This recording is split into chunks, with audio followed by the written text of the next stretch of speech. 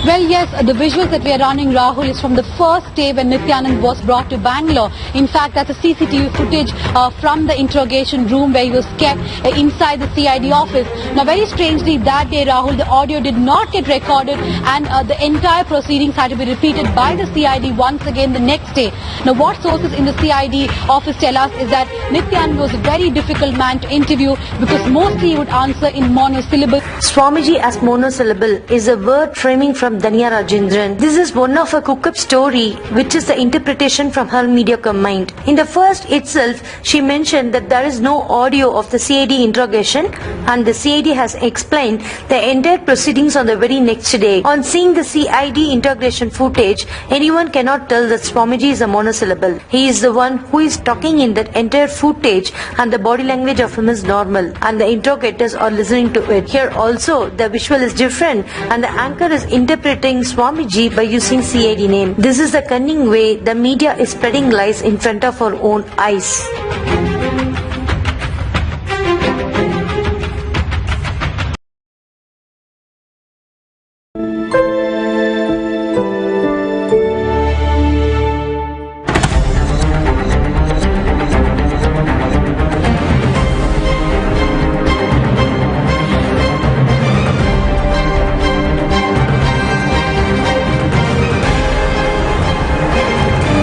For explaining to all of us the truth and ensuring that their voice, their story is heard.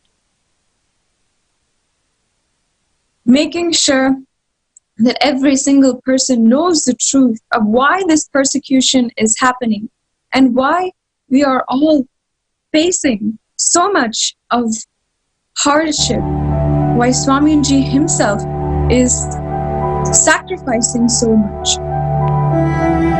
This in itself explains what is the quality, the essence of the truths that Swamiji is delivering to the world. He knows that no matter what, he must deliver the conscious breakthrough, the experience of Paramashivam to all of us.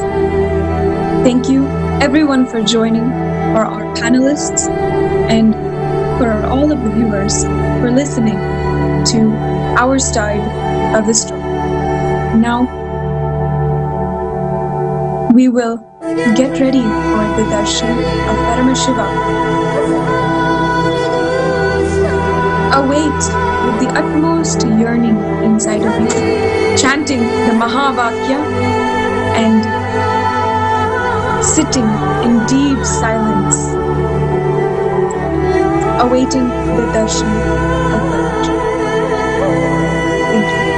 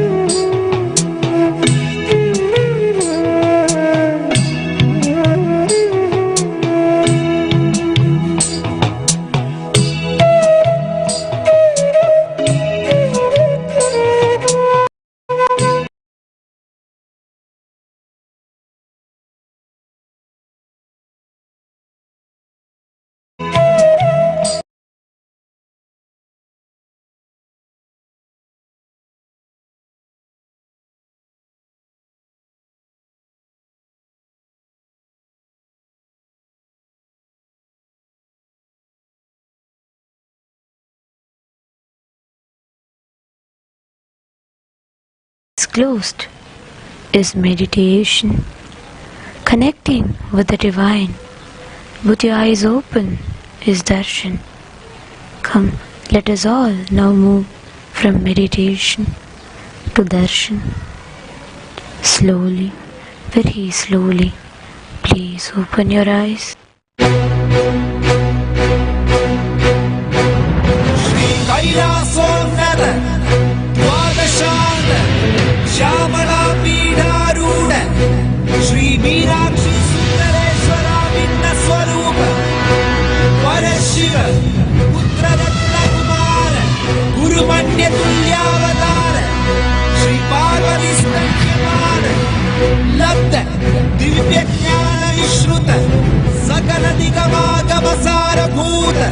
Dravid वेद प्रवर्तक श्रीमन् परमशिवन करुणासमधिगत उत्तमय चतुरश्रयान धीयमान छत्रचामर श्रीचिन्नकाहलादि समस्त विरतावल्यलङ्कृत ज्ञान विज्ञान चक्रवर्ती सर्वजन संघ सत्योजात निर्वाण दीक्षा व्ययापवर्ग जीवूत परमतकल भेद केशरी शैव सिद्धांत स्थापनाचार्य श्री राजाधिराज पाण्ड्य महाराज मुनि श्रवण शाक्यादि महातकार निर्वाण ज्ञानवानु वीक्षणानर्हार्ह वचोचेतन पूर्वक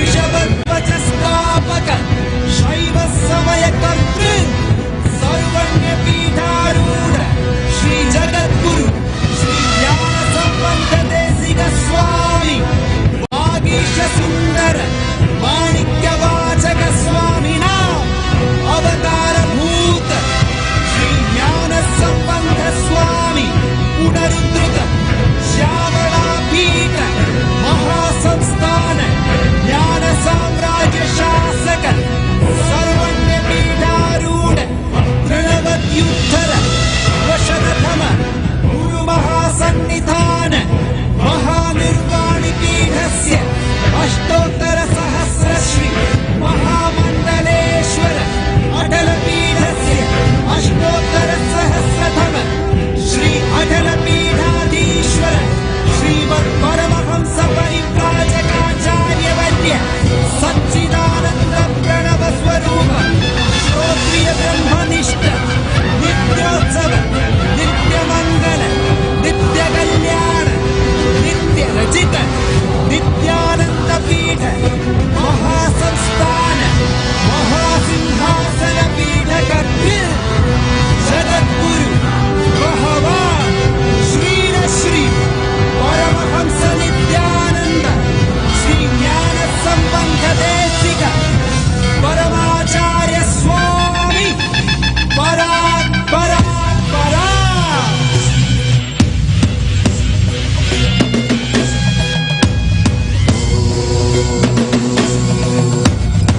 राजाधिराजाय प्रशक्यशालिने नमो वयं वै श्रवणाय कुर्महे रामे कामाय मह्यं कामेश्वरो वै श्रवणो ददातु कुबेराय वै श्रवणाय महाराजाय नमः சனடி போற்றி சிவன் சேவடி போற்றி நேயத்தே நின்றடி மலனடி போற்றி மாயப்பிறப்பருக்கும் மன்னனடி போற்றி சீரார் பெருந்துரை நம் தேவனடி போற்றி ஆராத இன்பம் அருளும் மலை போற்றி ஈசனே சிந்தை கவல வந்தனேசனே நீ வருவாய் ஒடு கனிகளை கொண்டு உன்னை பூஜித்தோ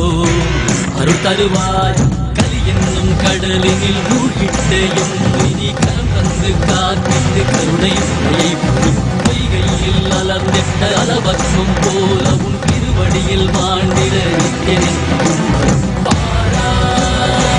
அருணாச்சலனே நீ வாரா அகண்ட ஜோதியனே வாராய் அல்லல்லி கிடவே வாராய் அகிலம் போற்றுகின்ற ஈசனே சிந்தை கவர்ந்த நேசனே நீ வருவாய் ஒடு கனிகளை பூஜித்தோ அருள் தருவாய்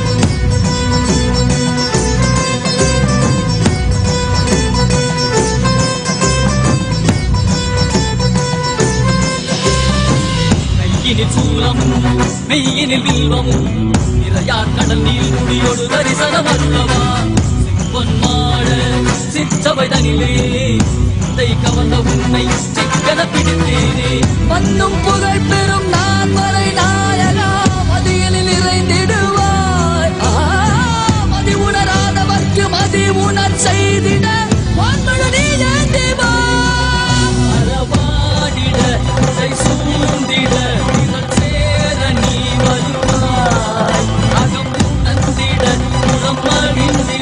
புலித்தோலோடு நீ வருவாய்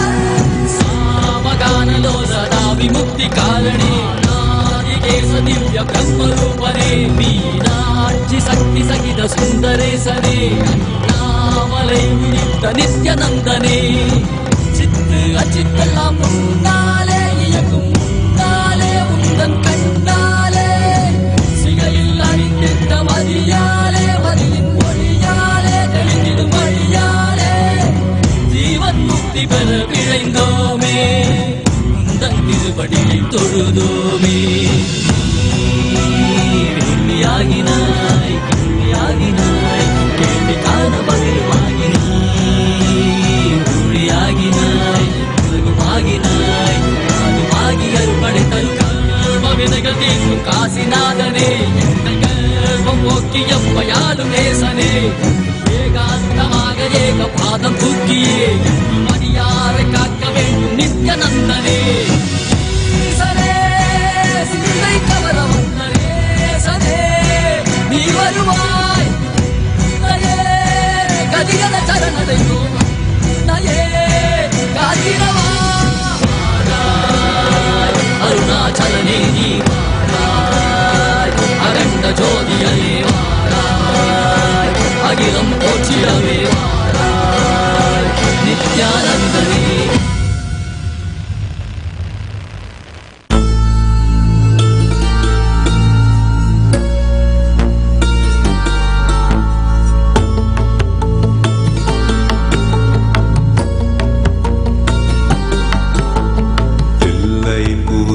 நடராஜா நீ எல்லையில்லாதவன் நடராஜா அணுவிலே அசைந்திடும் நடராஜா நீ அனைத்திலும் ஆடிடும் நடராஜா எல்லையின் கூத்தனே நடராஜா நீ எல்லையில்லாதவன் நடராஜா அணுவிலே அசைந்திடும் நடராஜா நீ அனைத்திலும் ஆடிடும் Nataraja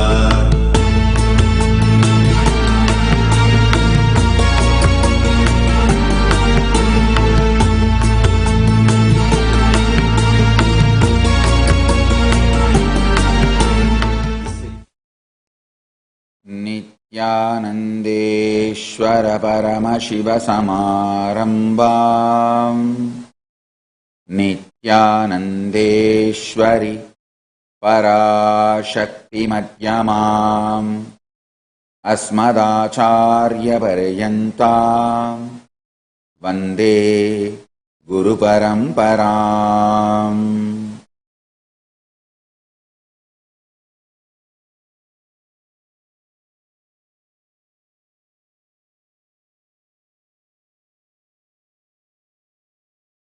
I welcome you all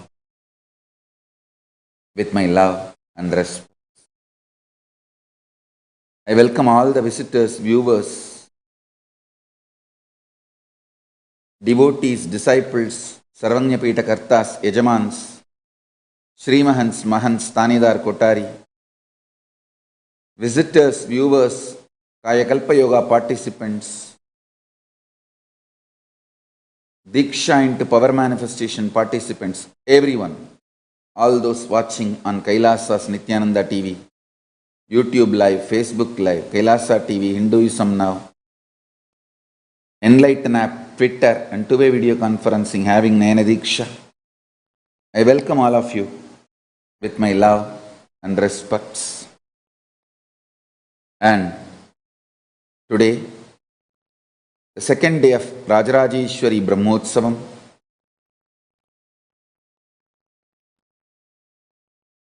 Rajarajeshwari Nithyanandeshwari Parashakti is gracing in Sarva Alankara in Rajata Simha Vahana along with Sri Lakshmi, Sri Saraswati in Adi Kailasa Nithyananda Peetam. Let's receive their blessings now.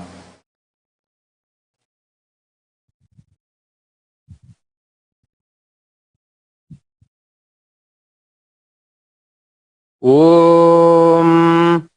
धूरसिधूर्वधूर्वन्तन्धूर्वतञ्योऽस्मान् धूर्वतिन्धूर्वयं वयं धूर्वामस्वन्देवानामसिस्थितमं पप्रितमञ्जुष्टतमं वह्नितमन्दे बहूतममहृतमसि हविर्धानन्द्रिकं हस्व माह्वा आर्मित्रस्य त्वा चक्षाप्रेक्षेमा भेर्मा संविक्ता मात्वाहि कुंभिषम् श्रीनित्यानन्देश्वरि पराशक्ति राजराजेश्वरी नमः धूपमाघ्रापयामि ॐ उद्दीप्य स्वजातवेदो पघ्नन् निरृतिं मम पशुकिश्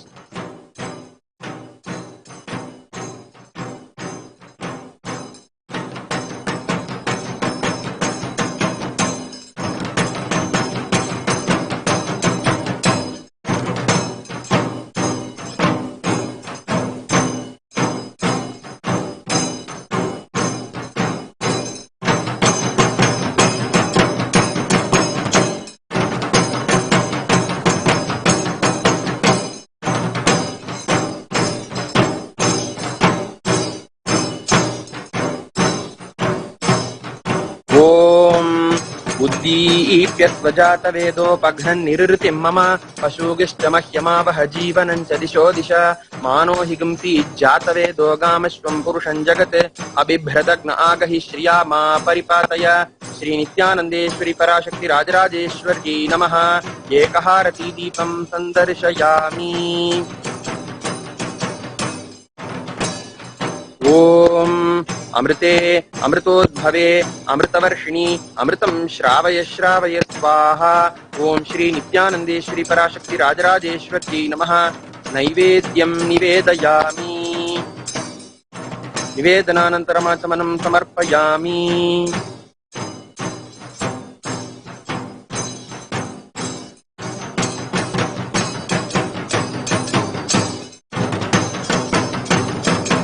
ॐ बहुवै बह्वश्वायै बह्वजाविकायै बहुव्रीह्यवायै बहुमाशतिलायै बहुहिरण्यायै बहुहस्तिकायै बहुदासपुरुषायै रैमत्यै पुष्टिमत्यै बहुरायस्पोषायै राजास्तु ॐ सर्वस्याप्त्यै सर्वस्य जित्यै सर्वमेव तेनाप्नोति सर्वं जयति ॐ श्री नित्यानन्देश्वरि पराशक्ति राजराजेश्वरी नमः सर्वदेवदेवी स्वरूपाय भगवते श्री नित्यानन्द परमशिवाय नमः सर्वोपचार पूजार्थे कर्पूर नीराजनं सन्दर्शयामि रक्षान् धारयामि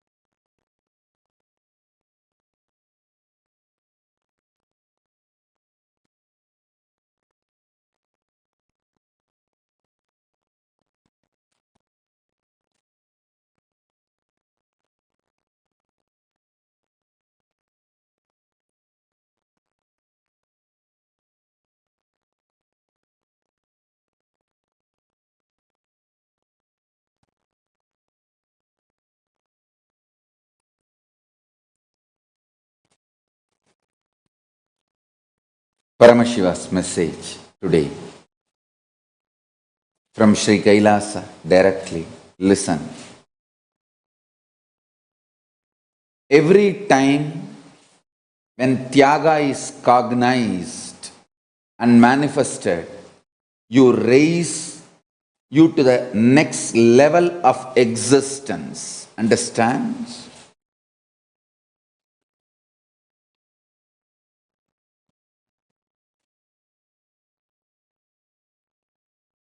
I'll tell you some of the stories, training I had with my own gurus.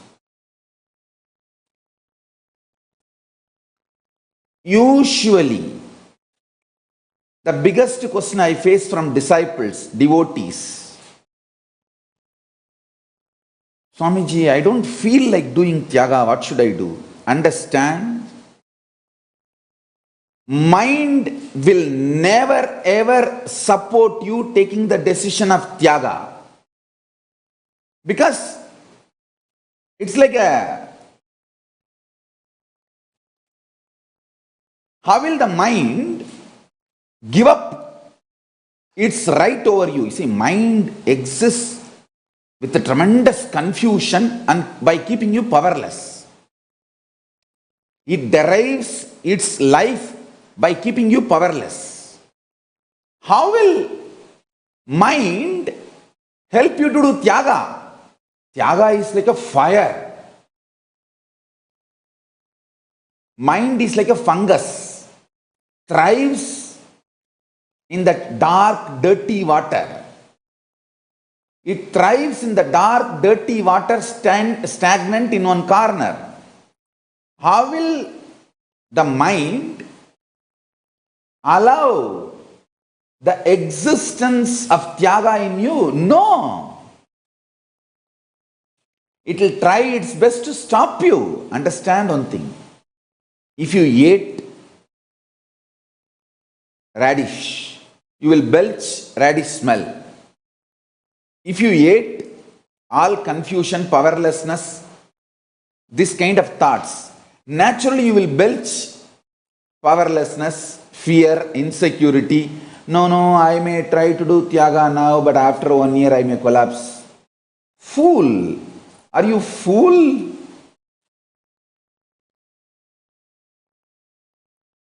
More and more Tyaga you will only raise to next level in your conscious existence. People try to tell me, oh, even if I think of sannyas now, after 2 years I may fail. Actually, failures happen only in marriage. In sannyas there is no failure. Sannyas is like having all your wealth in your bank, in your reserve in the hand. You can spend any time. A sannyasi can marry anytime he wants. He's a single. But a grihastha cannot become sannyasi anytime he wants. Grihastha or a married person is a life spent already. You should feel more secure with sannyas, not with grihastha life. Here you have more freedom, more opportunity, more possibility. Things are more open to you. I am not encouraging sannyasis getting married. Please understand. Please understand what I am saying. I want all of you to know your delusion, and the absolute worst delusion is you expecting your deluded mind to support you in Tyaga. No, it will not. Your body is filled with toxins. Mind is absolutely confidenceless.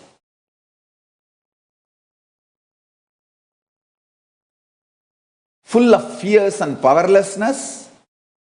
How do you expect your mind to inspire you for Tyaga? No.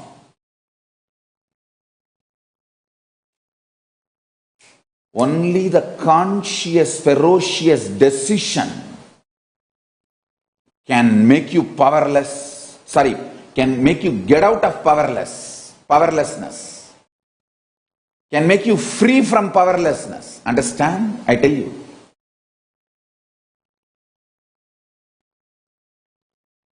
I'll tell you what is Tyaga.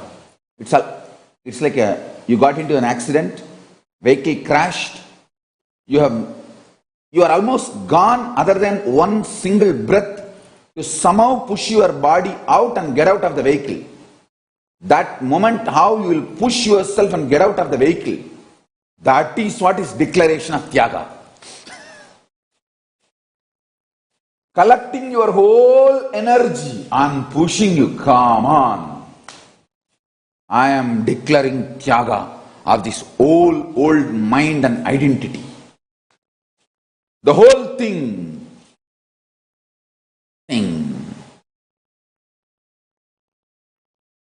Understand? I tell you, that is the way Tyaga functions, that is the way Tyaga works out. Tyaga will never happen by your mind getting convinced and supporting you. It's not like a vacation you are planning, where everything will be in your favor and you say, oh, ha, jujil. No. Tyaga is breakthrough in your consciousness. I tell you, all the best moments in my life was decisions made in utter Tyaga.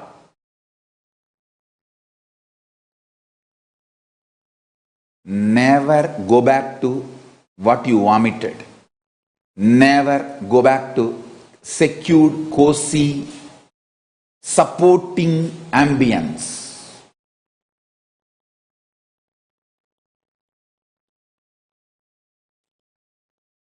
Renounce higher and higher. The moment you go higher, renounce that also. When you go next level, renounce that also, but never come down.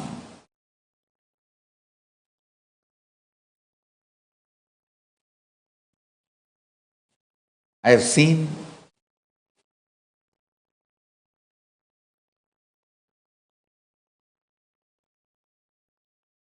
how the Tyaga works.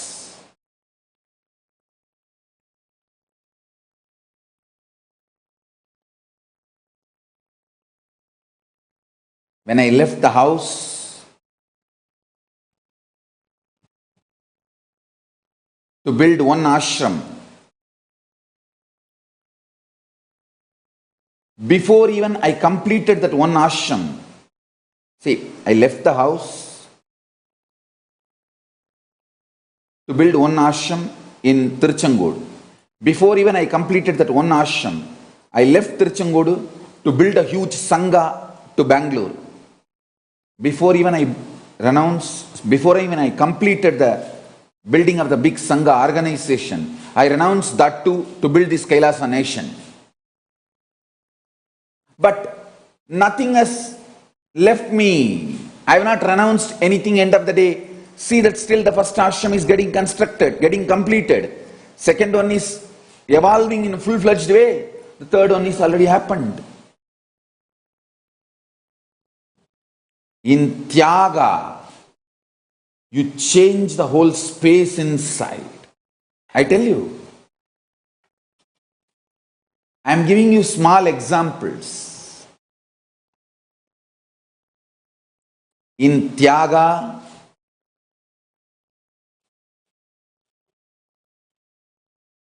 you don't lose anything. You only lose one thing, the powerless mental setup. The powerless mental setup you carry, you lose that. You break that.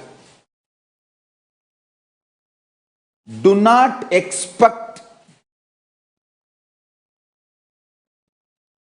your mind to get convinced about Tyaga and you're doing Tyaga. No.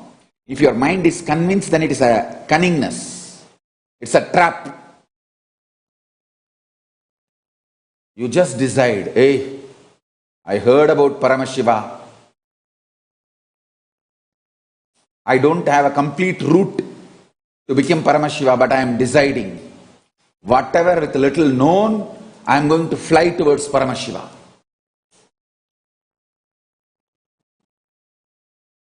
The power to take absolute risk is Tyaga. Power to take absolute risk consciously, ferociously, and then stick to it. No question of turning back. No question of turning back.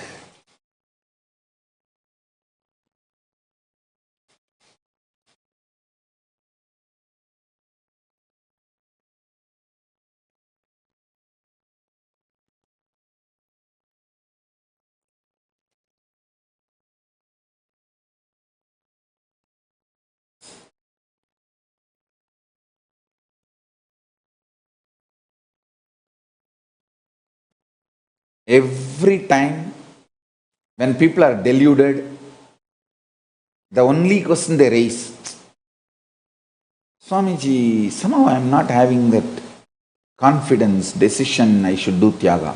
Only then you should do Tyaga. You are now sick, deluded.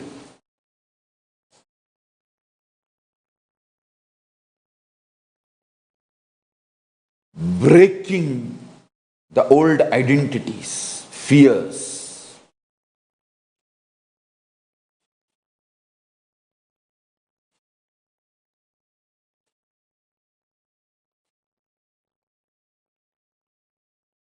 Throwing away all the so-called securities, plan Bs, backups.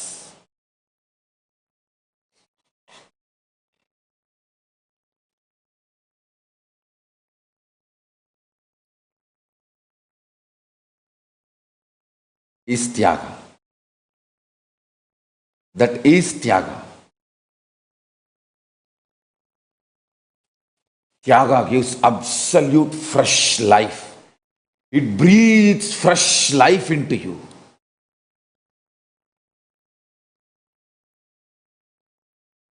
It actually breathes fresh situations, lives, understandings.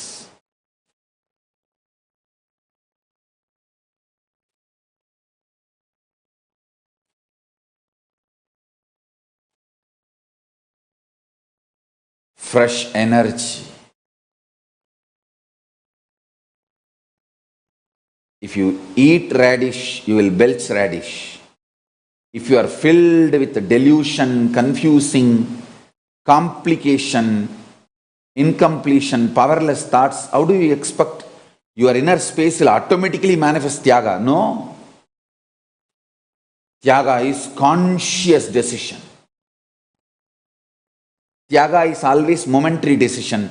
After that decision, you stand by it. Then you just experience higher existence, higher consciousness. Whether in your health, I tell you, if you have tasted the Tyaga in utter insecurity, like you walked out of some very worst suffocating situations and did not go back. You only went forward, went ahead.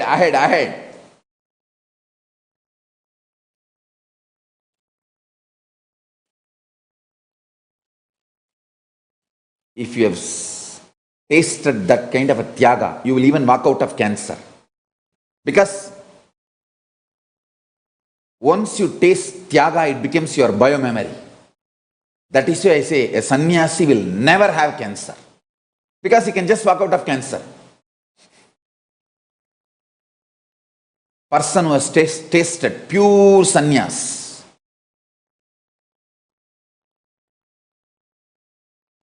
I have walked out of multiple suffocating situations in my life, never turned back, looked back, even thought about looking back.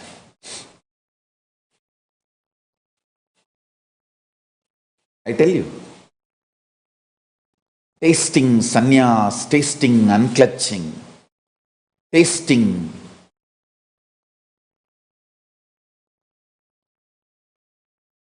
Tyaga is all one and the same. In Tamil, once Arunagiri Ishwara told me, நாய் தான்ப்பா வாந்தி எடுத்ததை வாரி திங்கும், நாம பண்ணப்படாது.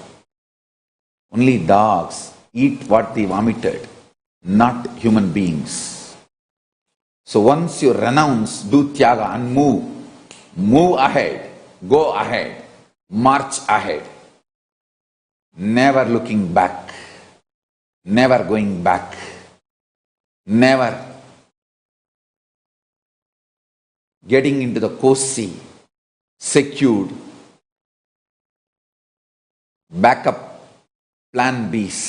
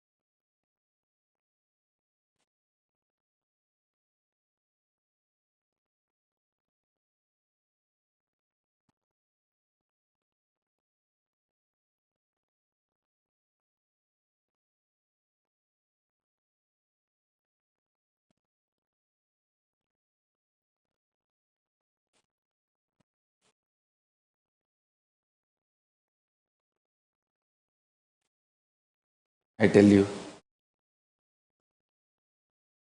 Tyaga infuses very life.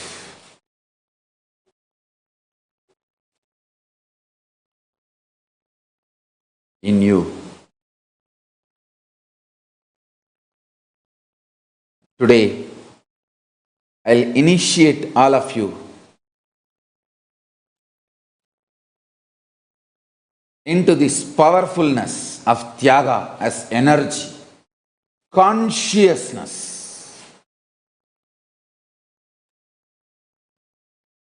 After a break, let's get ready for this initiation process after a break.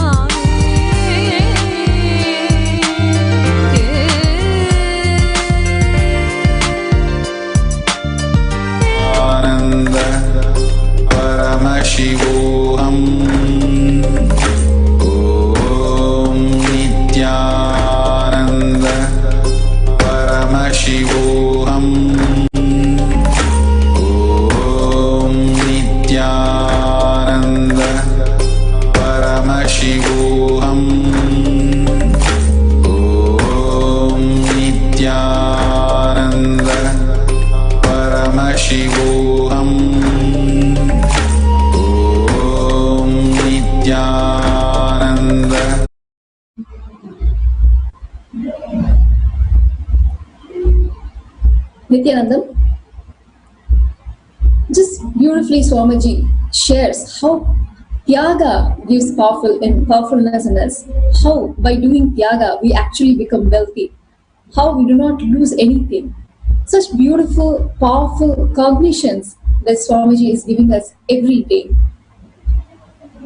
As we are celebrating the Rajarajeshwari Brahmotsavam and the Vijayotsavam Brahmotsavam, and both combined together on March 2nd, celebrating the Anti-Spiritual Elements Suicide Day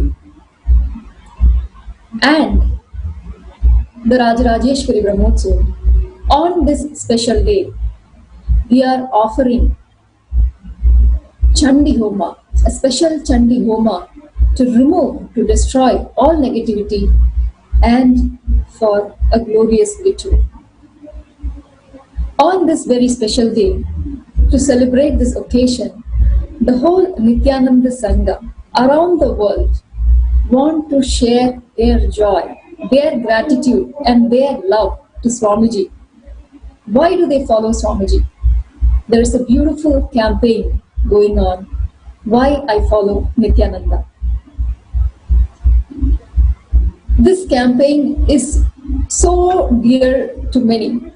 It is very close to their hearts because all they have to do is just share their experience, why they follow Swamiji.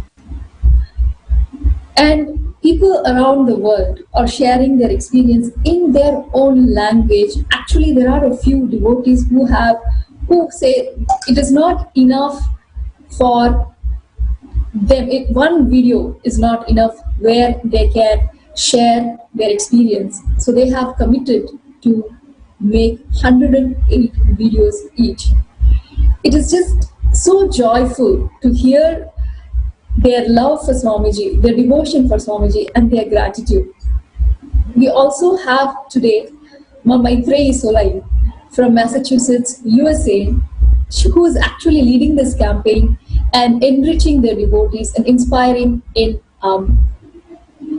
recording and getting even the shy devotees who are shy in front of camera to share their experience and gratitude as to why they follow Swamiji.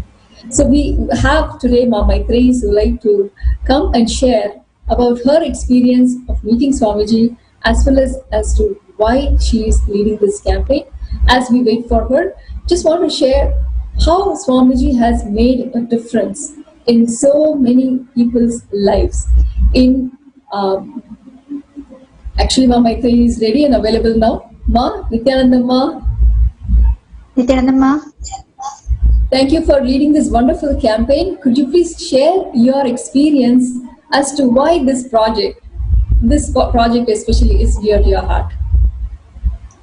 Yes, Ma. Yes, this is extremely dear to my heart and I'm very passionate about this campaign because I was one of those people on the other side, right? I was born in Tamil Nadu and I followed the persecution right from the beginning. I came to know about Swamiji only through the persecution, only through the mock video. And, I've been on the other side and I have not known anything about Swamiji except for what the media portrayed. So when my husband told me a couple of years ago that he was going to attend Swamiji's program, Mahasannidhanam, I was a little surprised, in fact taken aback. What will I tell the world? The world is going to mock at us. Why this controversial guru? There are so many gurus out there. Let's just, find some guru that's less controversial, was my first thought. But then, my husband insisted. He said he had done his research and he found Swamiji to be very genuine, very authentic. And he did attend the program and I saw him transform. So I was very curious about who Swamiji was. Then I started attending his satsangs. I watched his satsangs and he did make sense. Some of them were some of the things he said was a little, I couldn't understand it completely, but many things did make sense. So then I started watching the abusive material, and then I found that it was very nonsensical what the media was saying, and it was far away from the truth. And then I attended Paramashivam in 2018. So I had such wonderful, spiritually ecstatic experience, and it completely transformed my life too. He made Hinduism a very palatable, user-friendly, experiential thing for me. Earlier, it just used to be a concept. I was one of those people who took pride in saying, hey, I'm spiritual, but I'm not religious. I thought it just made me look very broad-minded because I was not confined to a particular religion. But then, he made me realize that Hinduism is not an identity, but an experience. It is a lifestyle that we live. So it was very strongly experiential. It just changed my life, and it was something that I could practice in my, not just practice, I could live in my everyday life. So that was something that was very, very dear to me, that it just changed me as a person. So, this is something that I have done my fair share of guru shopping. I have done pranayamas, I've done meditations, like meditation camps, and so many things for stress-free living, right? But Swamiji was the first guru, and he is the ultimate guru, and my search has ended there. He showed me that, all these things are just tools. But enlightenment is the instant powerful cognition we have, right? It is very instant. It does not need many, many years to achieve. So that's something very dear to me. And I want this experience to be felt by everyone in the world. And since the public is not aware of, how awesome my guru is, I want to take it out to the world.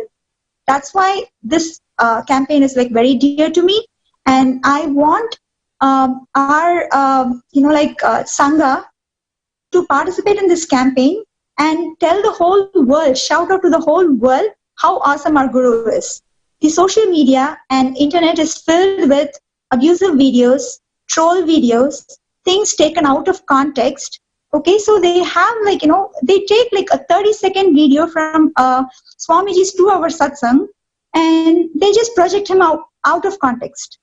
So I want to show them that, hey, that's totally not true. Swamiji is very genuine, very authentic, and he is the super cool guru for the modern mind. He knows how a modern mind is confused, how it is depressed, and all the things it goes through, all the ups and downs, and he gives very practical solutions to all of them, and he also gives the eternal solutions from Sanatana Hindu Dharma by quoting the scriptures. It's not something out of the blue, that's something that he cooks up. He gives the solutions which are eternal. So that is why this campaign is very dear to me, and I'm very passionate about it. Thank you, ma'am. Thanks for sharing. Actually, we could list a million reasons how Swamiji has contributed in our life and how he has made a difference. Let me start writing down. There are probably a million things that we could list. One of the most powerful difference that Swamiji has made in my life is I always used to expect conducive surroundings, environment, things to be in my favor, so that I can be successful. If such and such things are around me, then I can be successful. If I am not successful, it's because this did not work out, and that the person did not, coming up with reasons and saying, okay, this was not conducive for me, that is why I failed, that is why I lost interest, and all that kind of reasons. Swamiji literally broke that in me by showing, in spite of all this continuous persecution, attacks and hate speech and whatnot, he is not giving up. He is clear on his purpose, his vision, what his vision for humanity is. That just makes our silly problems just disappear and irrelevant for life. So that one thing, that one of the million things, but most important in my life, I feel the best thing that has made a difference in my life is it doesn't matter whether the environment suits you or not. You make it suitable or you don't even bother, you just keep going. How Swamiji just makes us successful in our life. Having a powerful cognition, no matter what happens, you just win because you decide to. And that is one of the things that I really feel, in my life that Swamiji's has helped me in making a difference in my life. And of course, there is like a million other things that which I could go on list. So how is this campaign going on so far, and how is the response worldwide? It is going really awesome, actually. I'm so inspired by the enthusiasm of Sangha from all over the world. In Europe, we have Atmadaya, Shubhamaya, and Bakula. All three of them have pledged to make 108 videos because they could not make just one video. They have 108 reasons, to celebrate Swamiji, to offer their love and gratitude to Swamiji. And just the three of them are making more than 200 videos. We have the entire Europe Sangha. They are having Zoom sessions, and they are doing these videos together. And we have the Chinese Sangha. They are meeting up every day. They are making videos. They have pledged 1,000 videos in the next 2 days. And then we have Tamil Nadu Sangha. They have pledged 1,000 videos too. And there's a lot of buzz and excitement about this from all over the world. And in North America also, we have a lot of people meeting up at temples, and they're doing the videos there. So yeah, things are very exciting. I'm just very inspired by the enthusiasm of Sangha. Wonderful, Ma. Thank you for joining. And I just wanted to share all other beautiful events that are happening.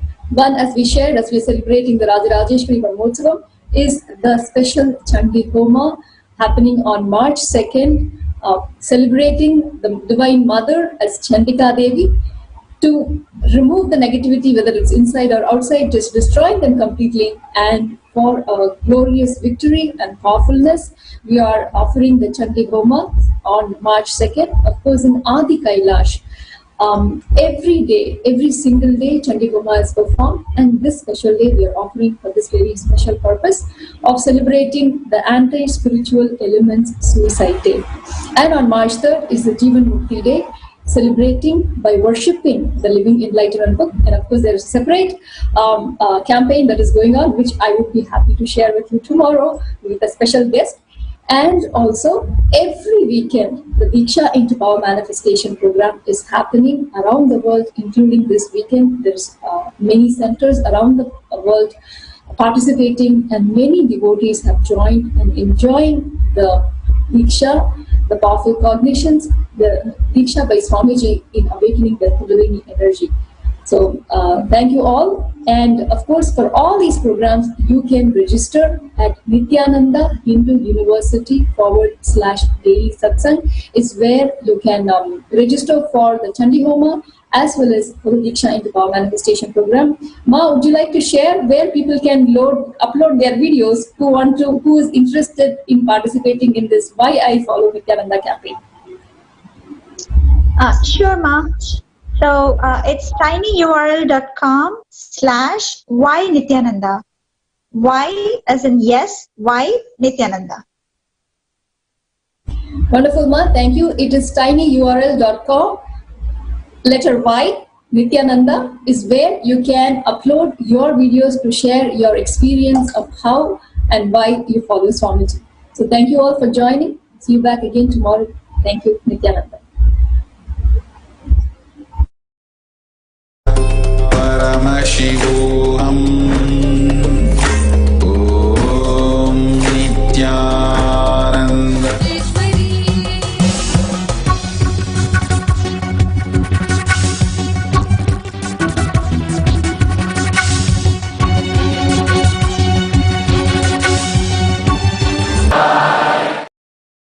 Chitta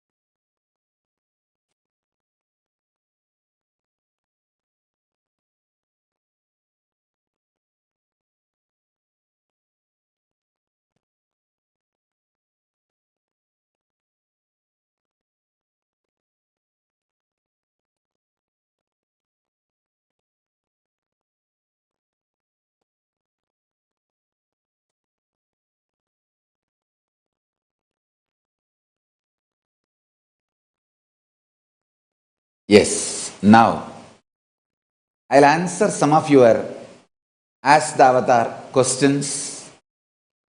Sanjay Verma is asking, Nithyanandam, beloved Swamiji, is who and how I am being to myself the source of who and how I am being to others? Could you kindly expand on practical implementation of non-violence towards self?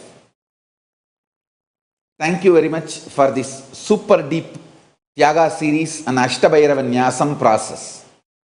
Sanjay Verma, listen. You are my own. So I will give you the straight answer. First, listen to this very carefully. Who and how you are being to yourself is the source, and that is exactly the way you behave with others. You are being to others. See, you are double-edged sword. I should say all side you are edged sword. The words you use towards others is the exact words you will use towards yourself.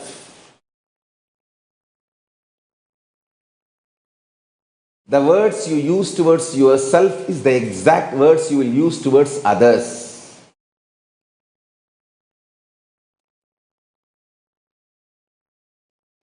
Be very, very, very clear.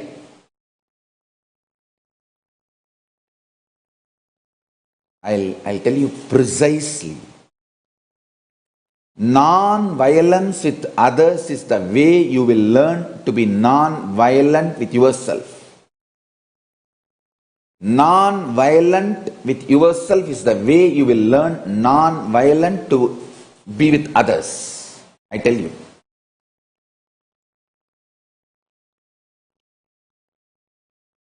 Once my Guru Raghupati Yogi, he told somebody to do fasting. That person came back and reported after 36 hours, one and a half days, that he is having a gastric problem. He said, till the gas formed in the stomach, till that gets burnt, do fasting. And it feels like a medically not right or impossible and all that. But I saw that person within 4 or 5 days. It was actually like a juice fasting. Only juice and no solid food. In 4 or 5 days, I saw that person's stomach became clean. The gastric problem got healed.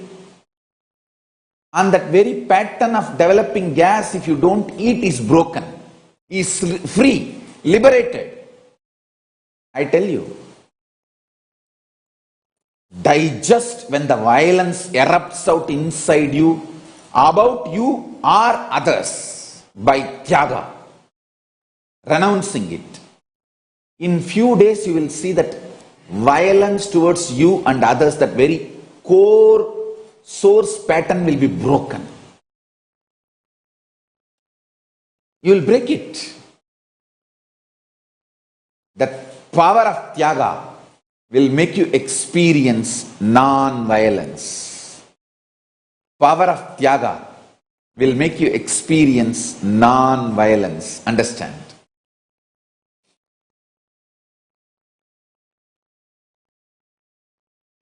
Sanjay Verma, you are my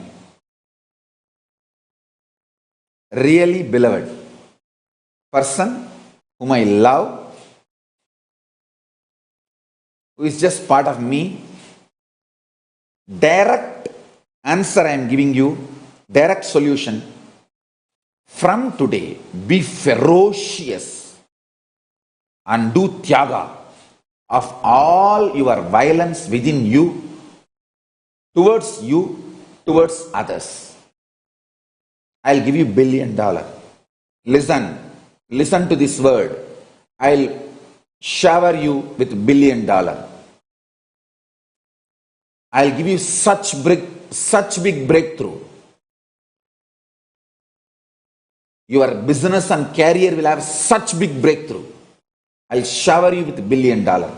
Just decide you will not cherish violence within you, with you and with others. I tell you, listen carefully. Sanjay Verma, this is specifically for you. When people attack me and the Sangha, they cause a lot of damage. They actually steal money. Many fellows who are attacking now, they have cheated Sangha, stolen a lot of money, stolen things, many things. But I tell you, that is not at all shaking me. I do not cherish powerlessness, anger, violence within me or towards them. I neither cherish anger, violence towards me, nor cherish towards them. I only decide one thing clearly. I will continue to do Tyaga, and I will go on, be honest and integrated and contribute whatever I can to the world. And I tell you, because of that, continuously I am having breakthroughs. Next. Paramashiva is manifesting. I tell you, first time when I was attacked and that small ashram given to me by my gurus, when that was snatched away from me, if I got agitated, angry, violent, reacted, my whole life would have gone just in that rut. You would not have even heard my name. Either I would have been successful in that war and got that ashram back, or I would have lost it. In both the ways, I would not have crossed beyond that ashram. It's a small half an acre property in Tiruvannamalai, but a lot of sacred sentiment because my gurus gave me. Anyhow, whatever it is, if I got into the violent fight which they expected I will get in, see, they really expected I will get into the fight with them, then either they will push me to do legal fight. If I have entered a legal fight, it will take 50 years in India to get any civil case solved. So 50 years it will be in the hang, and 50 years I have to be sitting there, possession. Only then the 50th year end, I will get legally ordered that property belongs to me. Or if I enter into some agitated reactionary assumptions based action, illegal fight, then either they will be in jail or I will be in jail, but the whole thing would have been a mess. So understand, if I got into the rut, the trap they laid, either way, I would have been the loser. Even if I win the property after 50 years, what is the use? My whole life would have gone stuck with them and doing that whole legal rut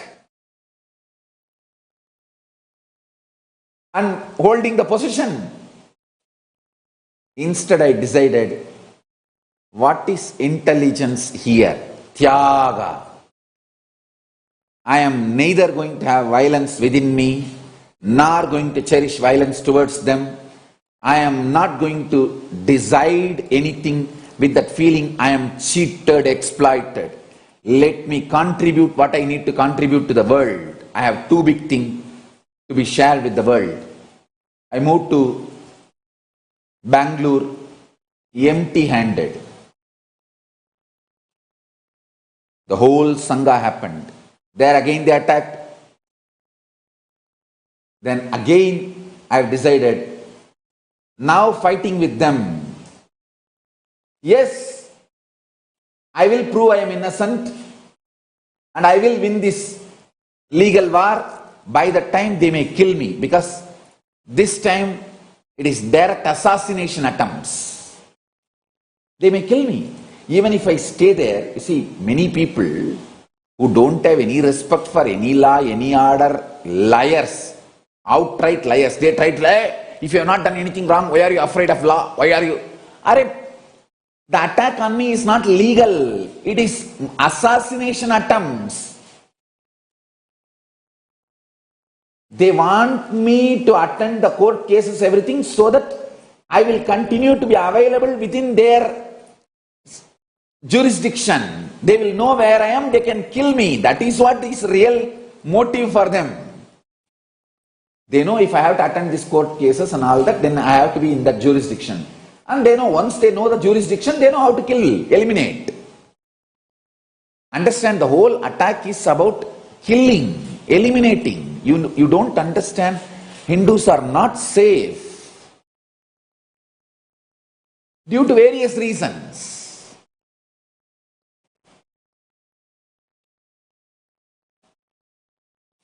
If I fall into their trap which they laid again, I will prove my innocence. When? After 50 years. And by the time they would have killed me. So, to my photograph they will come and declare, oh, he is a great innocent man, great guru who lived but got attacked and persecuted and got killed.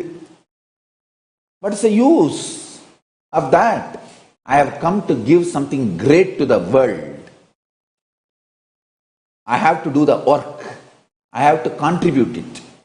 So I decided, no question of violence towards me and towards others. I decided to have a Tyaga. No question of getting trapped by them in their trap.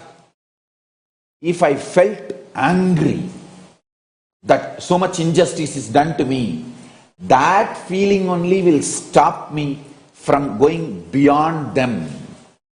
See, when you feel angry and so much injustice is done to you, you will not do Tyaga and go to the next level. You will stand there, fight with them, prove that you are right, they are wrong, and you will take revenge on them, that whole rut. And you don't understand with whom you are fighting. Even if you prove your supremacy to them, you are in their same level of consciousness. You are in their level of dimension. Why do you want to destroy your life in their conscious level? Nithyaramani, listen. It's for you. Even if you win in the rat race, you are a rat. Why do you want to be a rat? Understand, whether rat race or bullfight, rat fight, even if you win, see, you always want to prove and show you are a winner. That stupid ego will continue to keep you in the rat level. Understand that.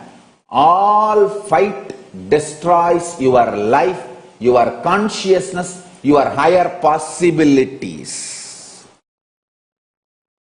Sanjay Verma, when you are starting your career, when you are living, manifesting your great contribution, I know Velopati is going to be the greatest contribution you will give it to the world. In the initial level, you will feel some people will cheat you.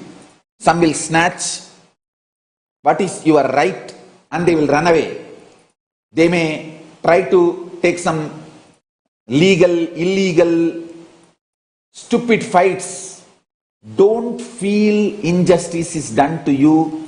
Don't get into the rut of fighting with them to prove your ego or identity. Just go on doing Tyaga. Be non-violent towards yourself and others. Move next level and infuse your whole energy and intelligence towards contributing what you need to contribute. I'll give you $1 billion. Listen to this advice. I'll shower you with $1 billion. Sanjay Verma, this is not only my solution for you, this is my boon for you. See, for public, when they come and ask me, I give them solution. For my disciples, I give solution and boon. Sanjay Verma, I am giving you solution and boon. And one more thing, you are mine. I can tell you directly. This Houston, the Swarnagarshana Bhairava Homa is going to be a big breakthrough. Participate in that Homa and receive that Trinetra, that gold coated silver bilva leaf energized with the Tyaga. Every night apply Jnananjana on your third eye and stick that on your third eye. Just keep that. Every night I will come in your dream. Mahabhairava, Swarnagarshana Bhairava will come in your inner space and guide you continuously. You are my disciple. I can tell you the whole truth as it is. Vaishali and Sanjay, both of you participate in that Houston Swarnagarshana Bhairava Homa and receive that golden silver bilva leaf, Trinetra, I energized. Every night apply Jnananjana on your third eye and just stick that. Literally, Mahabhairava, Paramashiva, me, will enter into your space and guide you continuously. It's too big power. So Sanjay Verma, essence of the answer I given, I'll tell you, I'll repeat. Listen.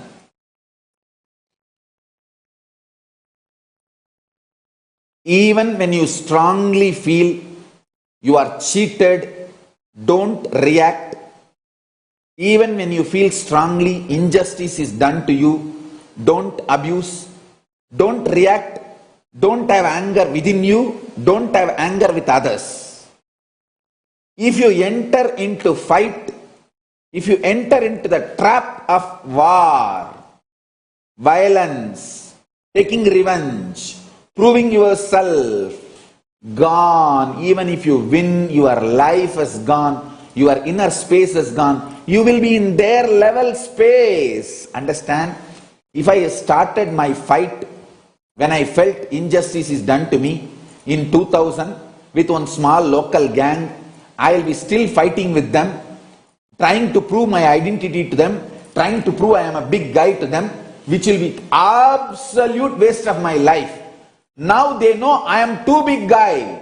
And I wanted to tell you guys the good news. They themselves came and surrendered the property. They came and voluntarily surrendered the property, saying that this place is too sacred and it should be celebrated by Swamiji and Swamiji's presence. Please tell Swamiji to take this and keep it with him. And we don't want to anymore involve into this small silly thing. And you understand, it really happened. Now, none of them are there. The people who threw me out, they are not there. And our puja is going on. Regularly our disciples are doing the puja and everything is in our hand now. I got that property also back and I did what I need to do to the world because of my non-violence. I tell you, in every level, do not engage in war or fight. Do not get distracted, destroyed consciously. Sanjay Verma, this is for you. And Nithya Ramani, this is for you. And Sona Kamat, this is not for you. Sona Kamat, for your situation, the solution is different. I will tell about that later to you directly. This answer applies to Sanjay and Nithya Ramani.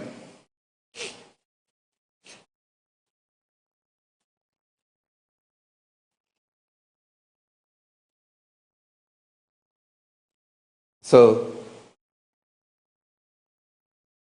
be very clear. There is a saying. People try to tell, oh, my enemy decides what weapon I should pick up. It's like, oh, if he argues, I will also argue. If he legally fights, I will legally fight. If he picks up some other weapon, I will pick up that same weapon. I tell you, that is absolute foolishness. You will be in his conscious level. You will never have a breakthrough. Just go beyond. Do Tyaga and become non-violent. You will set a different standard for yourself. If I was fighting with the people who threw me out of Tiruvannamalai, I would have been stuck with them. Or if I was fighting with the people who were chasing me from Tiruchengood, I'll be stuck with them. Or if I was waging the war with people who were trying to assassinate me in Bangalore, that gang, I'll be wasting my life. Even if I survive, I will not be able to do what I need to do. You see, these assassination attempts literally make you crippled. You can't come out, you can't teach, you can't speak. You cannot tell the real truth which you need to spread. See, I need to tell all the truths of Hinduism and initiate people, make people manifest powers. These assassination attempts continuously keeps all of us in fear that I can't do my work. Even if I survive, even if I am alive, without doing the work, what is the use? That is why I decided I am not going to engage with them or trying to prove my supremacy to them. I decided I have to do my work. That is my first priority. Doing work, whether I live or die, I don't care. By not doing work, whether I live or die, it is useless. So I decided I'll find the right space and place to do my work, and I'll do my work. And I am successful. Paramashiva's blessings, Mahabhairava's blessings, Mahabhairava's protection. I won the game.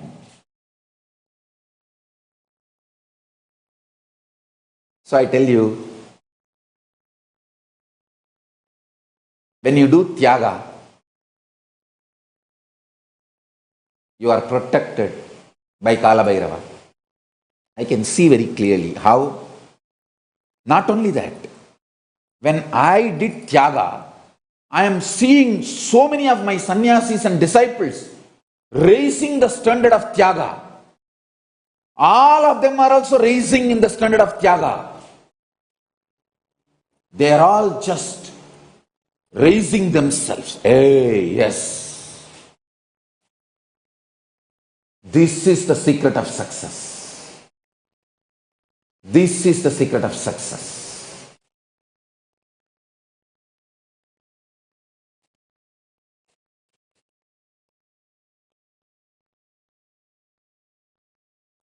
And I tell you,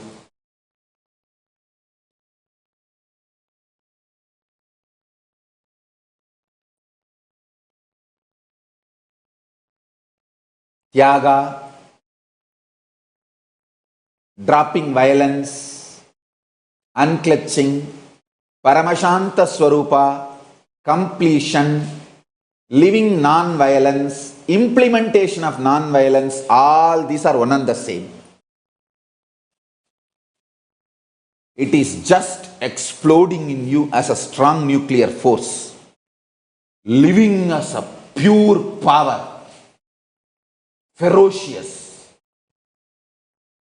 not letting any stinking fungus settle down inside your space. Hey, just see so much of lies, false attacks, injustice they are doing to me. But I am not wasting my time in retaliating, trying to establish my supremacy on them, over them, or trying to prove, hey, I am the winner. Hey, if a rat and lion have a running race, even if the lion wins, it is too low for lion to have a race with a rat.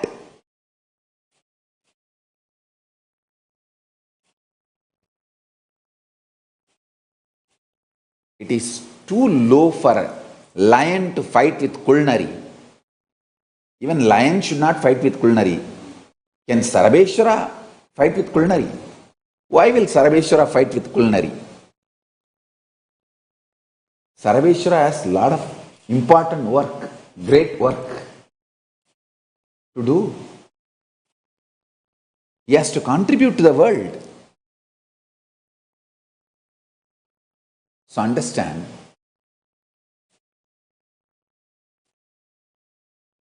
when you get engaged with your enemies, even if you win, you are trapped by them. Declare supremacy over yourself. Don't waste time on declaring supremacy on anyone. No violence within you and no violence outside you. Just go on focusing, contributing. Sanjay Verma, this is the solution. Start applying. And I give you the boon also, $1 billion. I'll shower you with $1 billion. I'm giving this boon in public. So naturally, I will fulfill. I have to fulfill and I will fulfill. You will become billionaire. Just decide for non-violence and Tyaga. That's it. And implement exactly as I implemented in my life. If you see my life, you will see living way of Tyaga, implementing Tyaga in every level.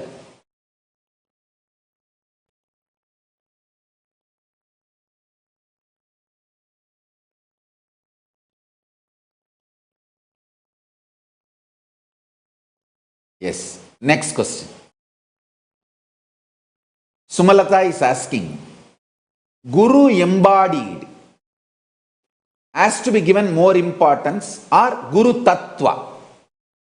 Teaching's essence is to be imbibed as the goal of any seeker, is to be established in ultimate truth going beyond all identities.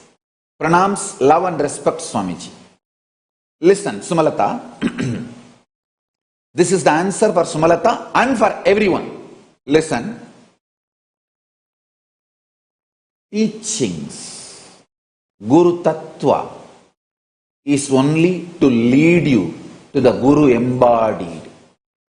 Vedanta, principles, great philosophies, Guru Tattvas, practice, everything is only just to reach you to the embodied Guru. Only embodied Guru can give you enlightenment. No Tattva principle can give you enlightenment directly. Even an incarnation like me, I needed an embodied Guru directly. Paramashiva has to come as Arunagiri Yogishwara, embodied form, and has to liberate me. Understand? Arunagiri Yogishwara manifesting in my life as embodied form is a great statement given to the world. Embodied Guru is mandatory even for incarnations. Understand? All the teachings, essence, Guru Tattva is to inspire you, to reach you to the embodied Guru. Once you reach the embodied Guru, Guru Gita is the only book where he talks to her about him. He talks to her about him. Paramashiva talks to Parashakti about Guru. Understand? Guru Tattva, teachings, essence, imbibing all of it. All this is great to inspire you to push you to make you reach the embodied Guru. Once you reach the embodied Guru, once you recognize him, once you understand him, whole life is simple. Exactly, I'll tell you the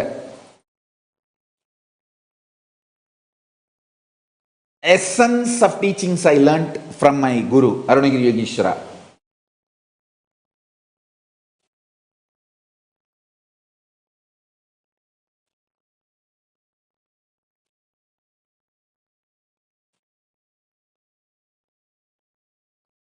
Simple word. If I have to translate the essence of what I received from Arunagiri Yogeshwara, have simple attachment to the embodied Guru, simple obedience to embodied Guru. That's all.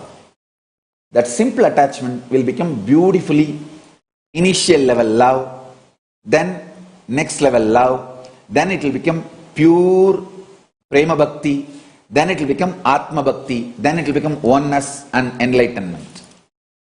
Simple obedience will start the dialogue, then the instructions, teachings will be given, then solutions will be given, then initiation will happen, then process will happen, then powers will be transmitted, then oneness will manifest, enlightenment is achieved. Simple attachment, simple obedience, that's all.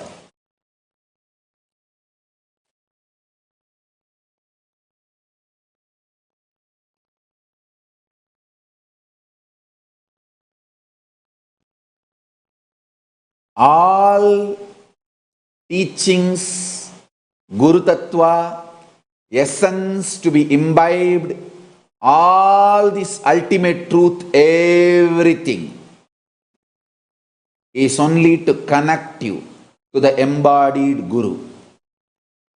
Once you have reached the embodied Guru, after that only one teaching, simple attachment, simple obedience, that's it. Then simply the transmission happens and you become enlightened. It is too simple. Sumalata,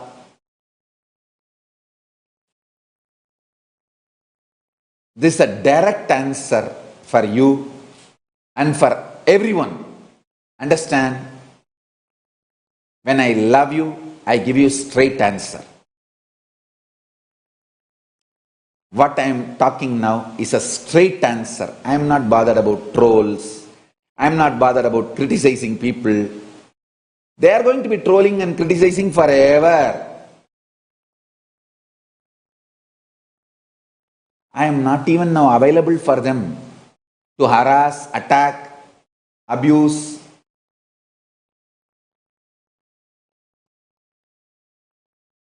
I am not bothered about them. I am not going to answer for their sake. No. I am answering straight for the real people who want real enlightenment. If you want real enlightenment, because only Guru knows what has to be imparted in you and where you have to be given a breakthrough. No teaching, no tattva can, because tattva and teachings, all that your mind can digest and make a very cunning structure for you to continue to flourish, thrive in your delusion. Most of the time when people keep only the teachings and leave the embodied Guru, they become so cunning to make the structure for themselves internally, mentally, to thrive in their delusion and continue to feel that they are great spiritual seekers or enlightened beings. I tell you, Sumalata, it's a straight answer for you. If you are a real person seeking for real enlightenment, solution is simple attachment and simple obedience towards embodied Guru. That's it. All Guru Tattva, teachings, great truths, amazing Vedanta, all this are just to inspire you to reach embodied Guru.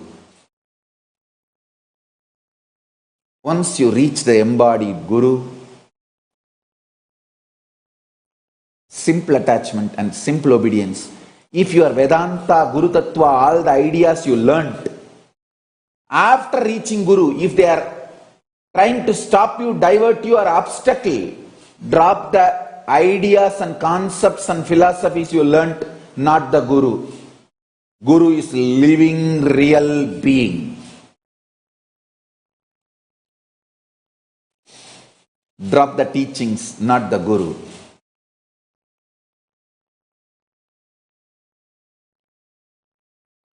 Living, real being is the only one who can transmit the Shakti Pada, power manifestation, and give you enlightenment. So Sumalata, this is the direct answer for you and for all the real seekers. If you are a real seeker, seeking real enlightenment, simple attachment, simple obedience to the Guru, that's it. Embodied Guru, that's it. And anything else comes in between you and your embodied Guru, drop all of it. Do Tyaga of everything else. Simple attachment, simple obedience is the only truth. Do Tyaga of everything else other than this one. That's the essence of what I received from my Guru Arunagiri Yogeshwara. This is a big statement Paramashiva is giving. Hey, when I incarnate, I assume the body of the Guru, I become embodied Guru and initiate myself and get enlightened. This is a statement he is making to the world. Embodied Guru is the essence of all Guru Tattva ideas, philosophies, principles. Only embodied Guru can give you enlightenment and make you manifest the next higher level consciousness. Only embodied Guru can give you the breakthrough. Without embodied Guru, with just a philosophy, you only become more cunning. And you create your own structure and justify your delusion.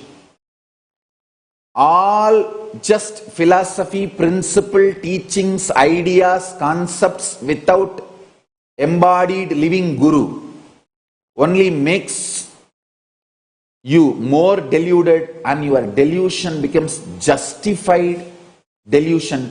When you learn to justify your delusion, you become arrogant and absolutely nothing good can happen to you. Doomed.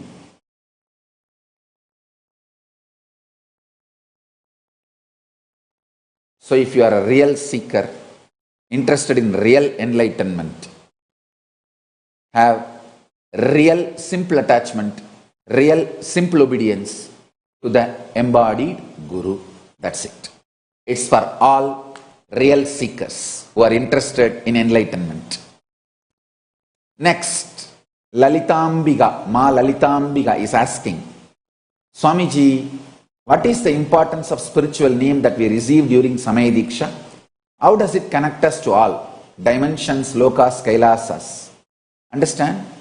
That name you receive during Samaya Diksha is as per Agama.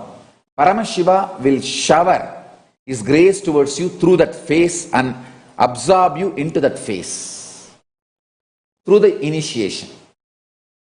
So that, if for example, you receive the name Ishana Shiva Shakti, then Paramashiva is accepting your offering, your being through that Ishana face and making you as part of him. So you throw the flower, it falls in any one 5 face. Means through that face is taking you in and giving you that experience of Paramashivoham. Next question. Nirosha Jayashekara. Swamiji, I want to be part of 10,000 people radiating Paramashivatva, but I have anger that need to be removed. Also, when someone left the body, can that soul be around without taking another life? Understand, first thing, I'll answer the first part of your question. You want to be part of the 10,000. You just need to renounce your anger.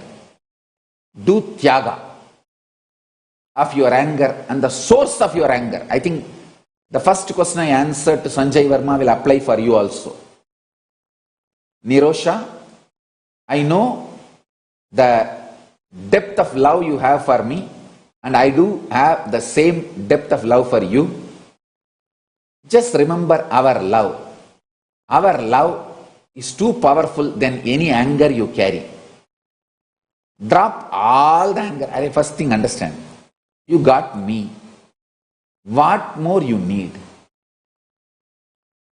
And drop anger towards you and the life. After you got me, there is nothing to be worried. So just drop all the anger. And Nirosha, I know how much you love me and how much I feel your being. And I tell you,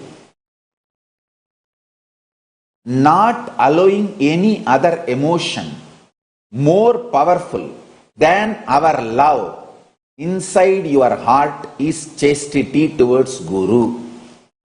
Listen. Not allowing any other emotion more powerfully than your love for Guru is chastity for Guru. Your anger can disturb the chastity between you and me.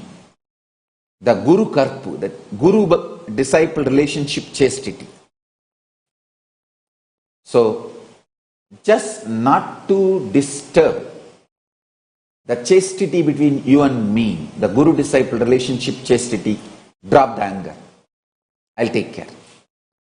And the second part of your question, when someone left the body, can that soul be around without taking another life? Yes, it does happen, especially when they are murdered or committed suicide. Accident, murder, suicide, all that kind of souls exist like that. One Maheshwara Puja will solve the issue. They will be liberated. So now, with this, I'll move to the initiation. Understand?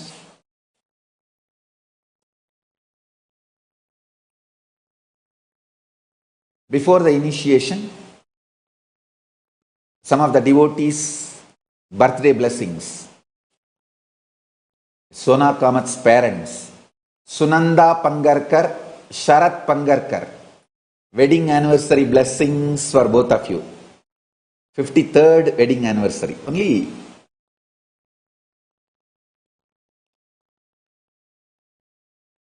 in India we celebrate this 50 years of together and all this. It's a common thing in India. I'm so happy. Sharat and Sunanda Pangarkar, blessings to both of you. With all the auspiciousness and health, you will live a long, happy, blissful life with me. I'll be with you. Sharat Pangarkar, I'll heal you also.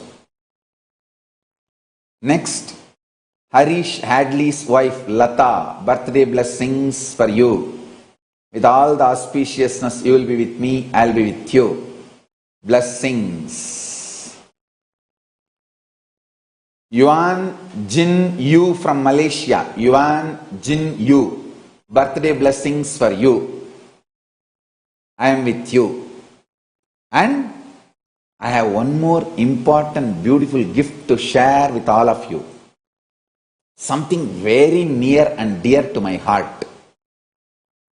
See, these 5 things are too important in my life. I love them like anything. Arunachala Hill.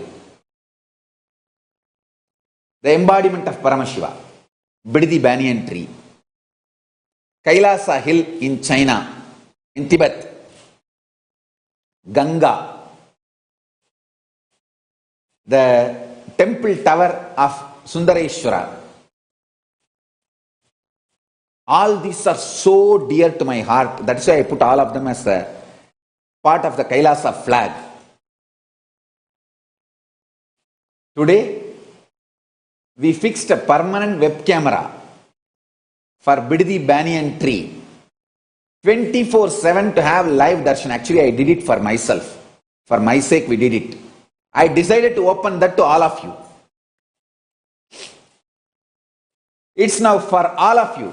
24 hours you can have darshan of Paramashiva in the form of Kalpavriksha, Biddi Banyan tree in Adi Kailasa.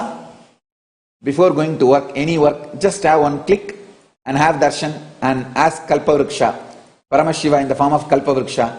He will give you the boon. Go and do the work. It will be successful. Make this as your lifestyle. So nice to have this 24/7 fully live darshan of Paramashiva in Adi Kailasa. You can see now, even now the monkey is playing on the Biddi Kalpavriksha, Adi Kailasa Kalpavriksha. I did this for me. I have decided to open it for all of you. So live view of Adi Kailasa Kalpavriksha. I changed that into Biddi from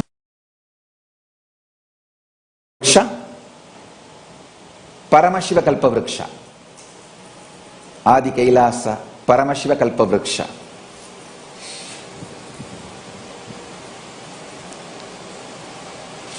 So, you can have live darshan 24/7. My blessings. I give you the boon, anything. Just have the darshan in your cell phone, darshan of Kalpavriksha, offer your prayers and go and do the work. You will be successful. Whether you are going to ask for a increment, promotion to your boss, or you are planning for your argument with your wife. Even in argument with your wife, you will be successful. Have darshan of Biddi Adi Kailash Kalpavriksha, Paramashiva Kalpavriksha. Then understand the power of Paramashiva Kalpavriksha, because under this tree only Devi started listening to Paramashiva.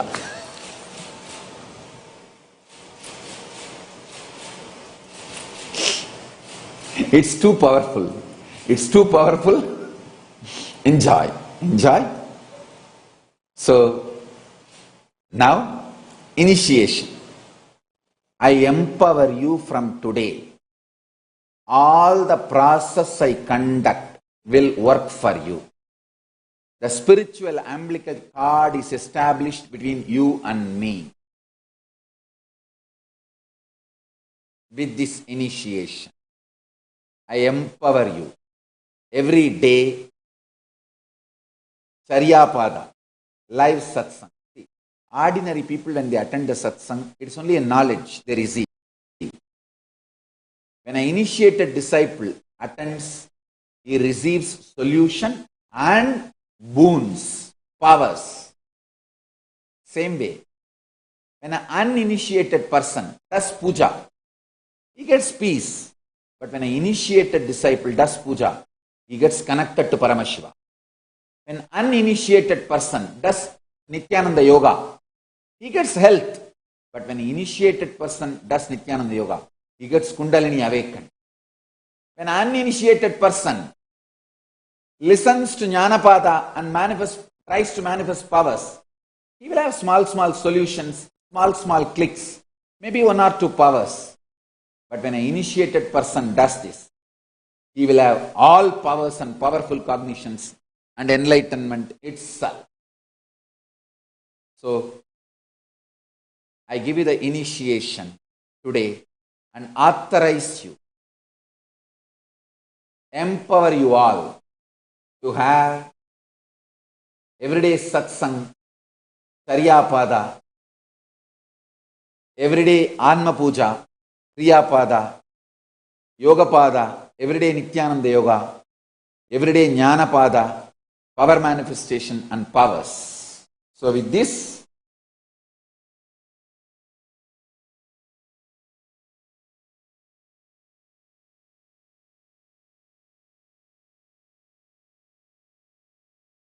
Yes, it's time for initiation. Take the leaf of Gayatri mantra in your hand.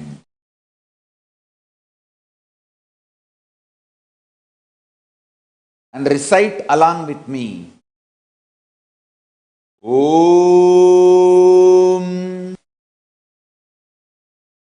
Bhur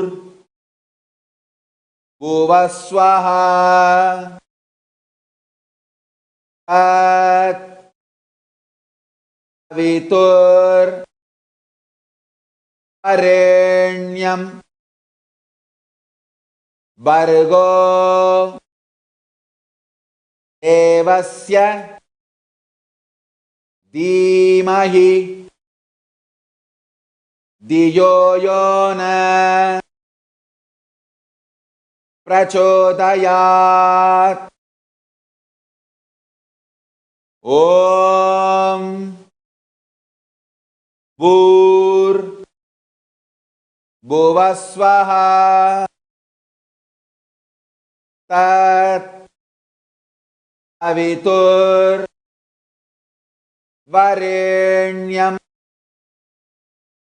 Bhargo Devasya Dhimahi Dhiyo Yona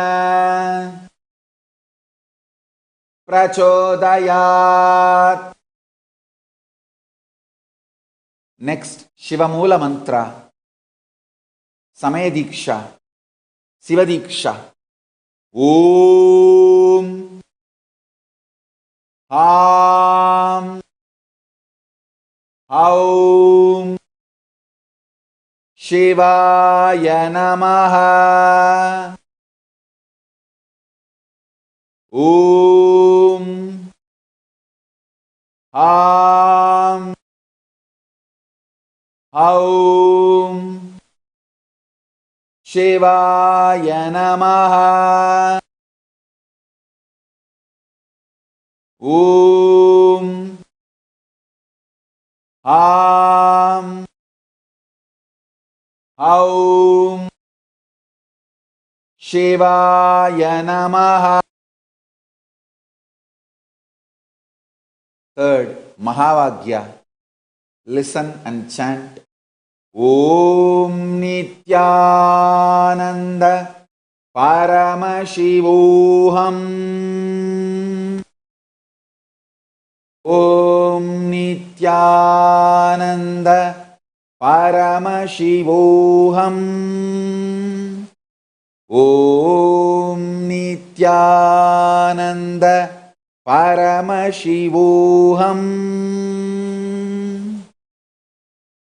So now, pick up your Atmalinga, keep in your hand, sit with the grace of Paramashiva.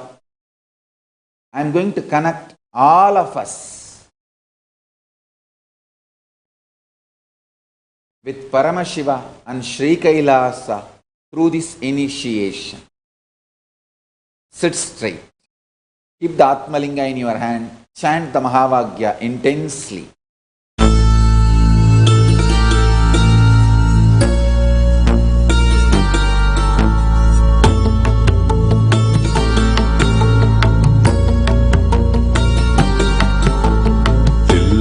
கூத்தனே Nataraja நீ எல்லையில்லாதவன் நடராஜா அணுவிலே அசைந்திடும் நடராஜா நீ அனைத்திலும் ஆடிடும் நடராஜா எல்லையின் கூத்தனே நடராஜா நீ எல்லையில்லாதவன் நடராஜா அணுவிலே அசைந்திடும் நடராஜா நீ அனைத்திலும் ஆடிடும் நடராஜா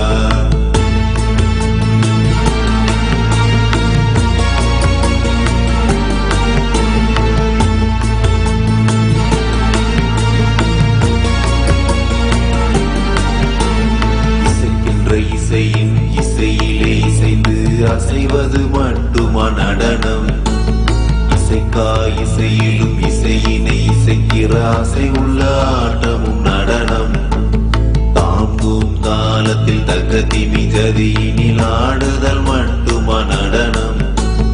அடிக்கிற பறையினில் இடிக்கிற இசையினில் துடிக்கிற துள்ளலும் நடனம்.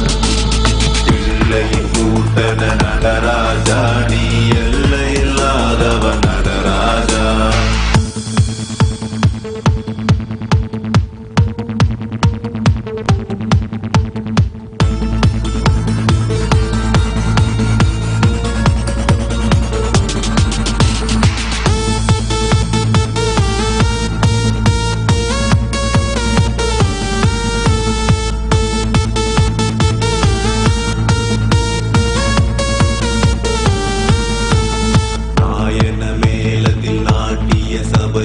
காட்டுதல் மட்டுமா நடனம்.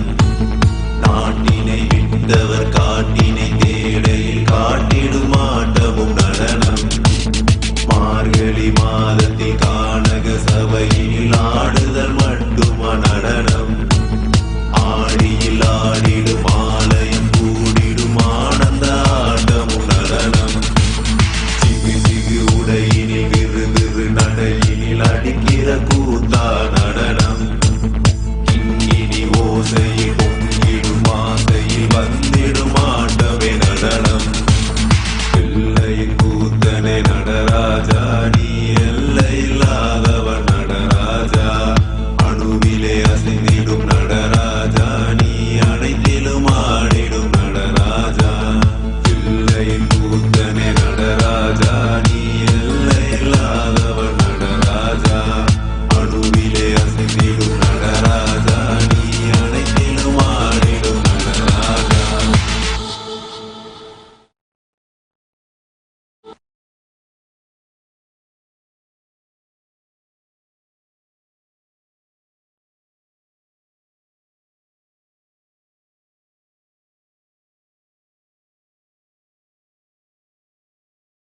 ஓம் நித்யானந்த பரமசிவோஹம்.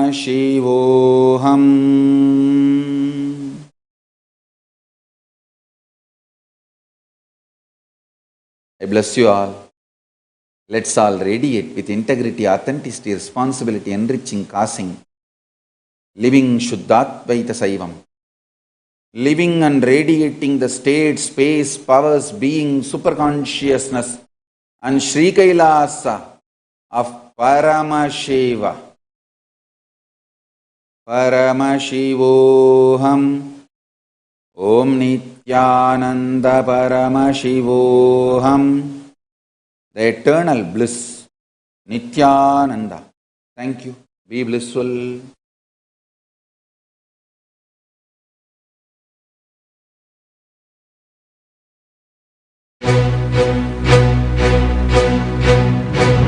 श्री कैलासोन्नत द्वादशांत श्यामला पीठारूढ़ श्री मीनाक्षी सुंदरेश्वरा भिन्न स्वरूप वरशिव पुत्ररत्न कुमार गुरुमण्य तुल्यावतार श्री पार्वती स्तन्यपान लब्ध दिव्य ज्ञान विश्रुत सकल दिगमागमसार भूत द्राविड वेद प्रवर्तक श्रीमन् परमशिव करुणा समधिगत मुक्तामय चतुरश्रयान गीयमान छत्र चामर श्री चिन्ह काहलादि समस्त विरतावल्यलंकृत ज्ञान विज्ञान चक्रवर्ती सर्वजन संघ सद्योजात निर्वाण दीक्षा व्ययापवर्ग जीवूत परमतकल भेद केशरी शैव सिद्धांत स्थापनाचार्य श्री राजाधिराज पांड्य महाराज गुरु Shubman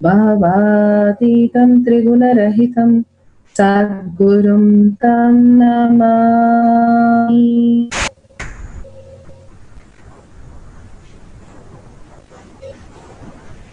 Nithyananda, welcome to Sri Kailasha Kotiyat Manifesting Power Session. Welcome everybody. Such an intense darshan, diksha, powerful cognition, and leading us into higher and higher reality. How beautifully Swamiji every day just makes the Tyaga as our reality. Only Guru can do that for us.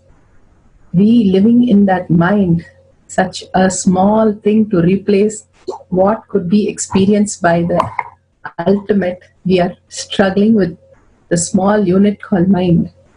Here, Bhagavan really pulls us out and gives us the extraordinary experience, the Diksha, into the highest reality, the Mantra Diksha, and the wonderful space of Tyaga for us to understand the Sri Kailasha, how it is expanding us, the quality of consciousness.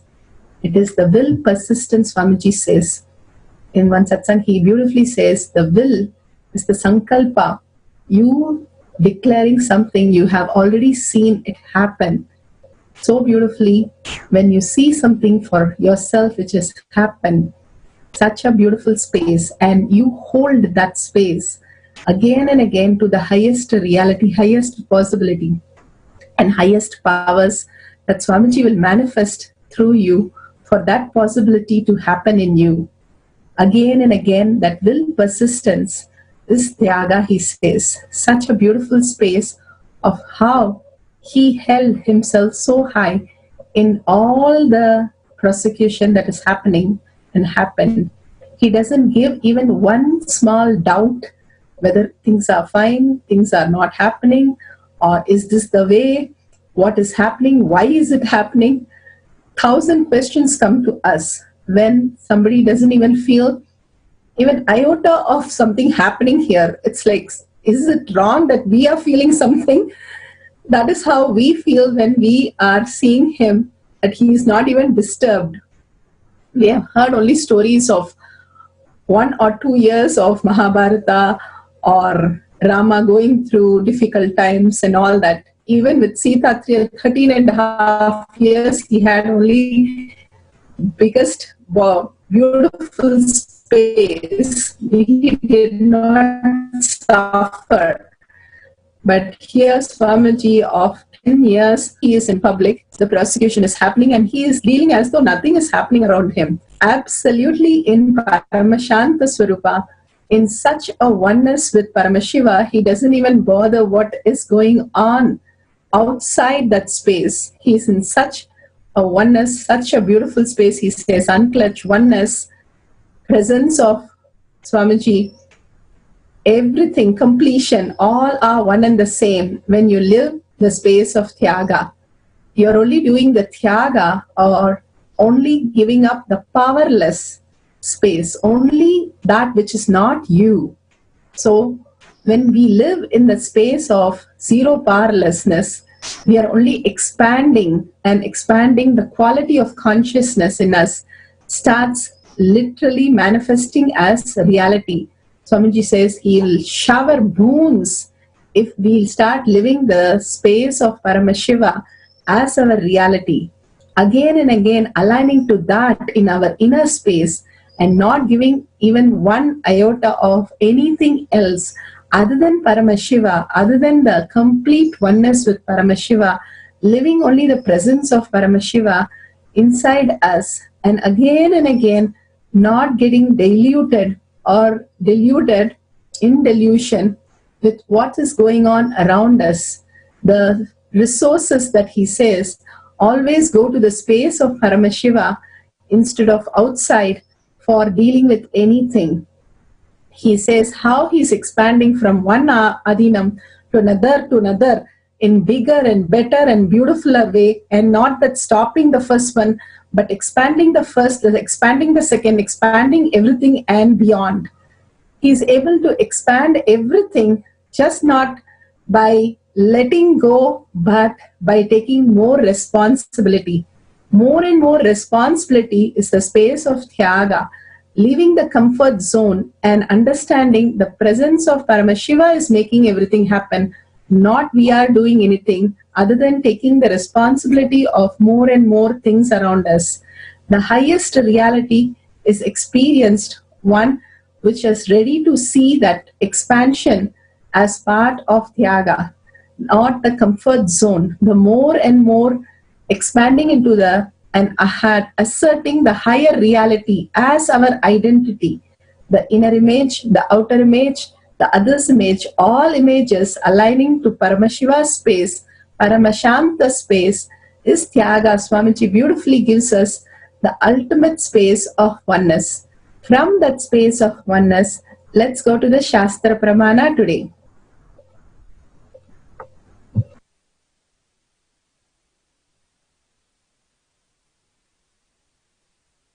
The Shastra Pramana for the power of removing hair from the body through the third eye is taken from the Shiva Sutra, Sutra 20.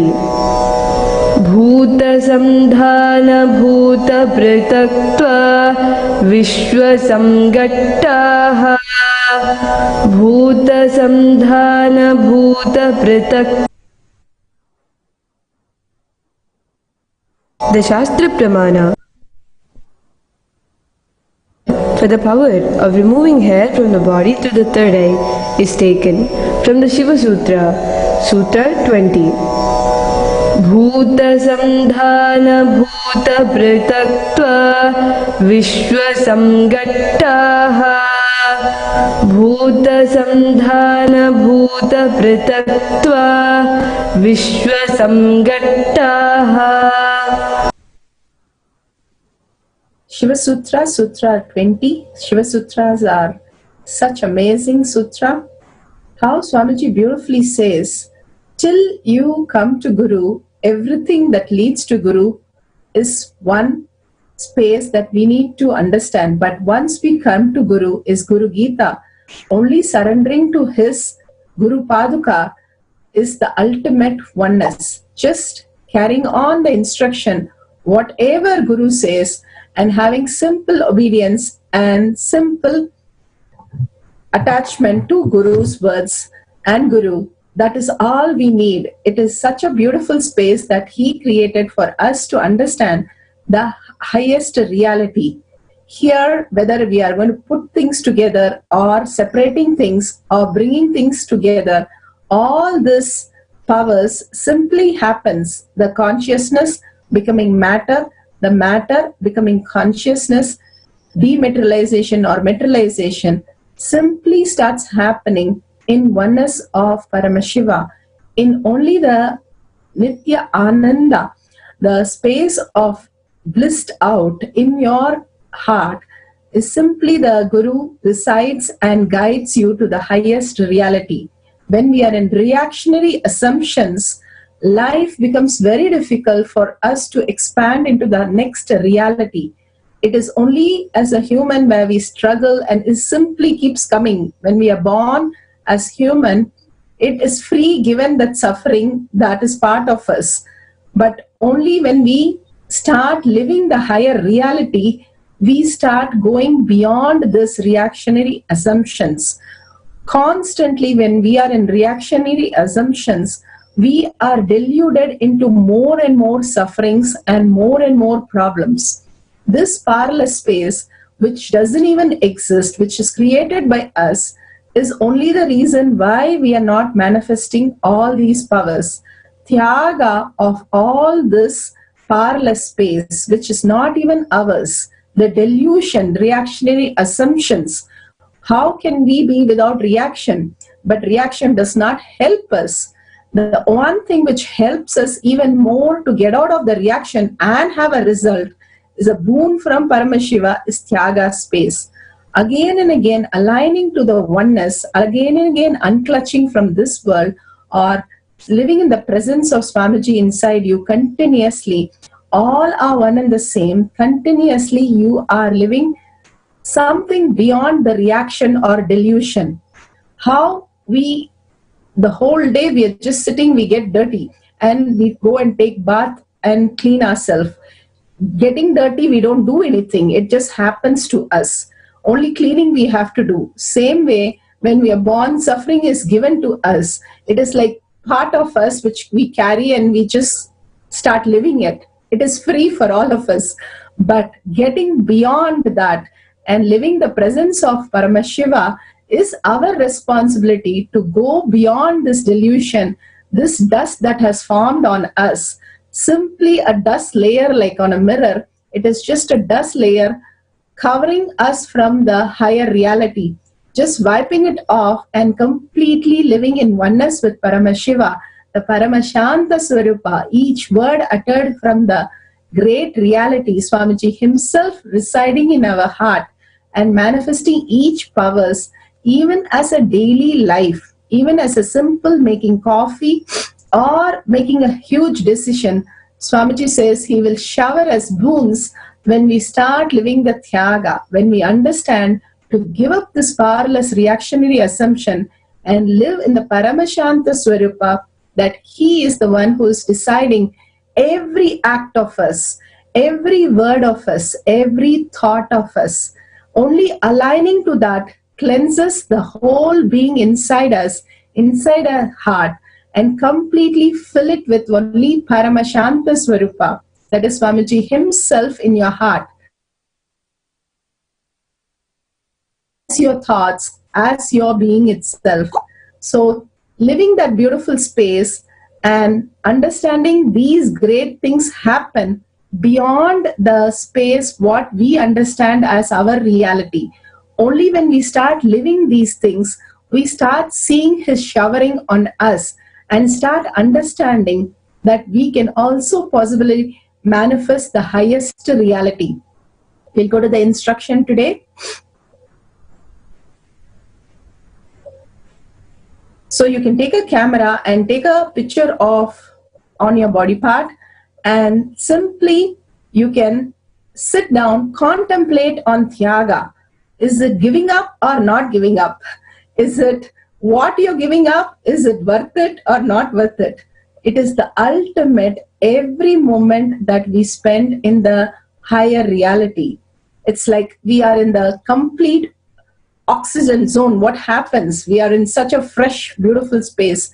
Same way, the more we are in the Paramashanta Swarupa, more we are that Swamiji is residing in our heart and manifesting our reality, the more we are in oneness with that and unclutching from this delusion world. Again and again, whatever happening in this world, the good, the bad, whatever, it is still a delusion. Then what are we fulfilling? We are fulfilling our space of whatever happening that we want to do is manifested through us.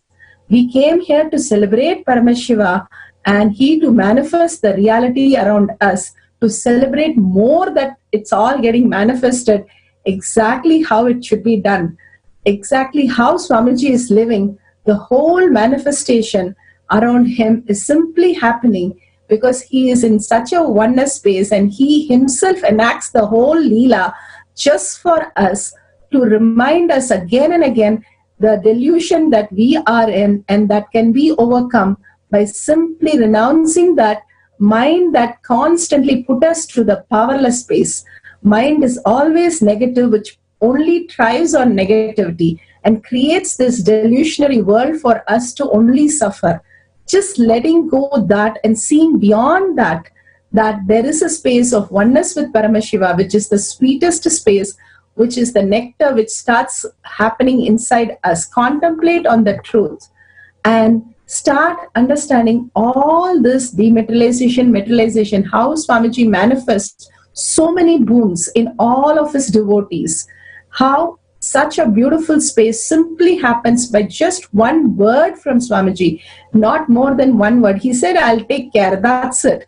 Everything is changed, and after that everything is such a beautiful space and everything is showered on us. One word can change our life so much. Then what could we do if we live that space in us continuously? So live that beautiful space of oneness.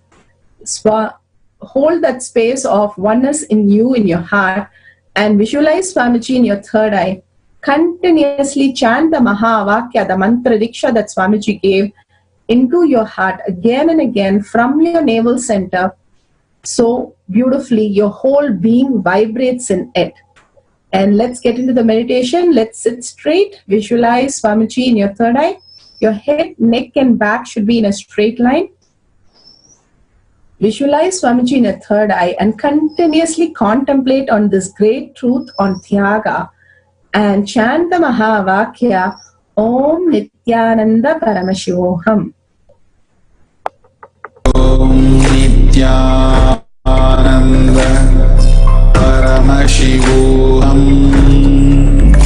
Om Nithyananda Paramashivam. Om Nithyananda Paramashivam. Om Nithyananda Paramashivam. Om Nithyananda Paramashivam. Om Nithyananda Paramashivam. Om Nithyananda Paramashivam. Om Nithyananda Paramashivam. Om Nithyananda Paramashivam.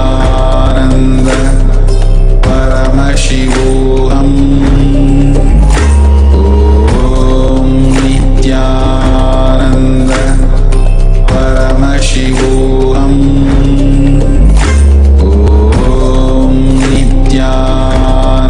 Nithyananda Paramashivam.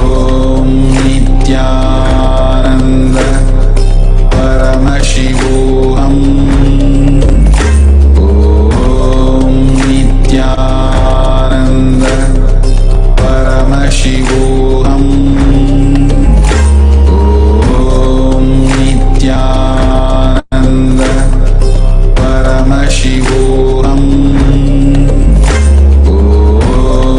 Nithyananda Paramashivam. Om Nithyananda Paramashivam. Om Nithyananda Paramashivam. Om Nithyananda Paramashivam. Om Nithyananda Paramashivam. Om Nithyananda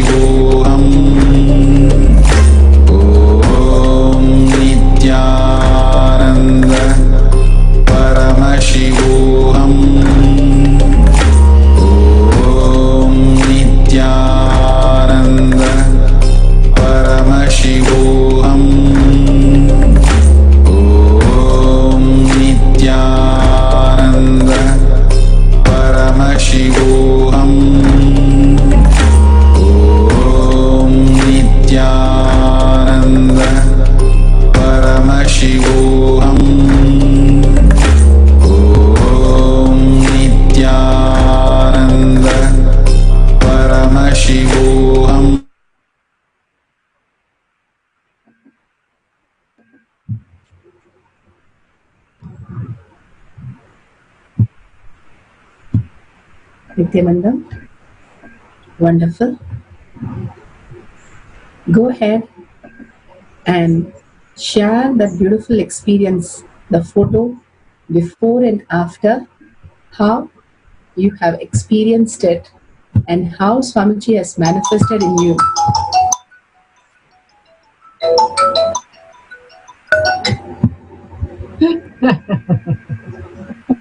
Sorry for the technical.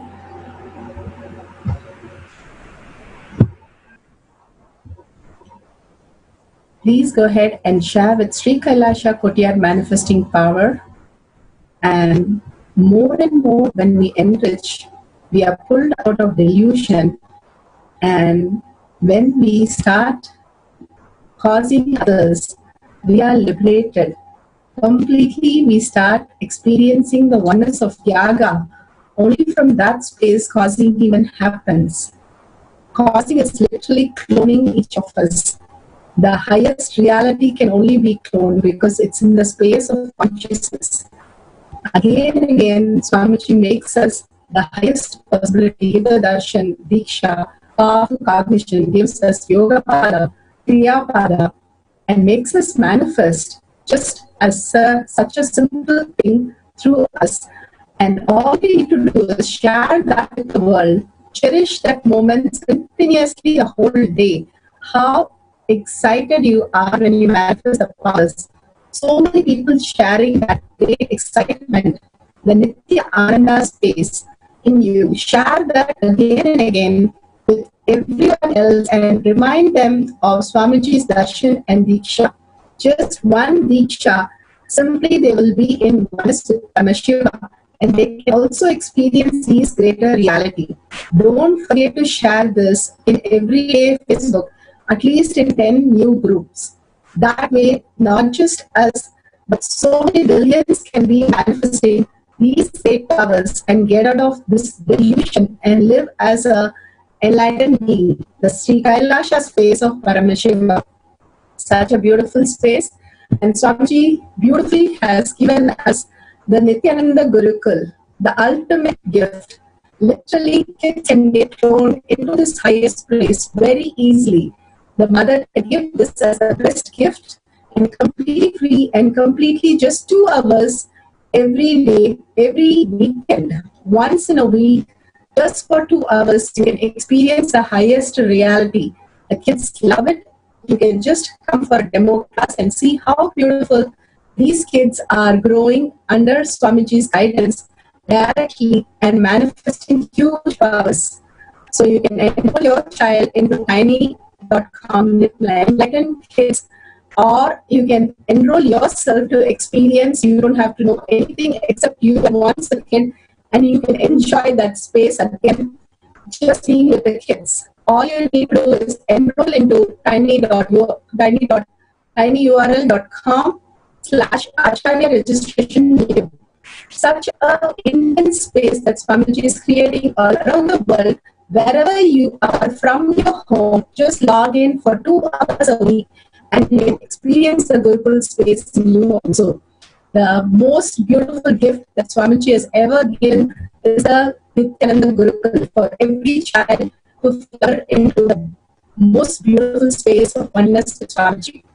So go ahead and enroll yourself and your kids into the Nithyananda Gurukul. Such a beautiful space that Swamiji has created. Let's end the session with deep surrender, gratitude, and oneness with Paramashiva. Anything we are experiencing or not experiencing, whether we understand or not understanding, always surrender to Swamiji's lotus feet so that we start expanding more and more. Because at Guru Paduka, only the expansion starts. The life at Guru Paduka, Kamala Paduka, is where the disciple starts understanding the higher reality. So let's surrender all that we manifested and all the powerful cognition to Swamiji's lotus feet, and with deep seeking and prayerful space, in gratitude, continuously request Swamiji to make Tyaga as your reality. With that, let's end the session with the Purna Mantra. Om Purnamada Purnamidam Purna Purnamudashyate Purnasya Purnamataya Purnameva Vashishyate. Om Shanti Shanti Shanti. Hari Om Tat Sat Sarvam Bhagavate Shri Nithyananda Paramashivam Padukarpanamastu. Om Nithyanandam. Thank you, everybody. Thank you, Swamiji. See you all in the next manifesting power session. Thank you, Nithyananda.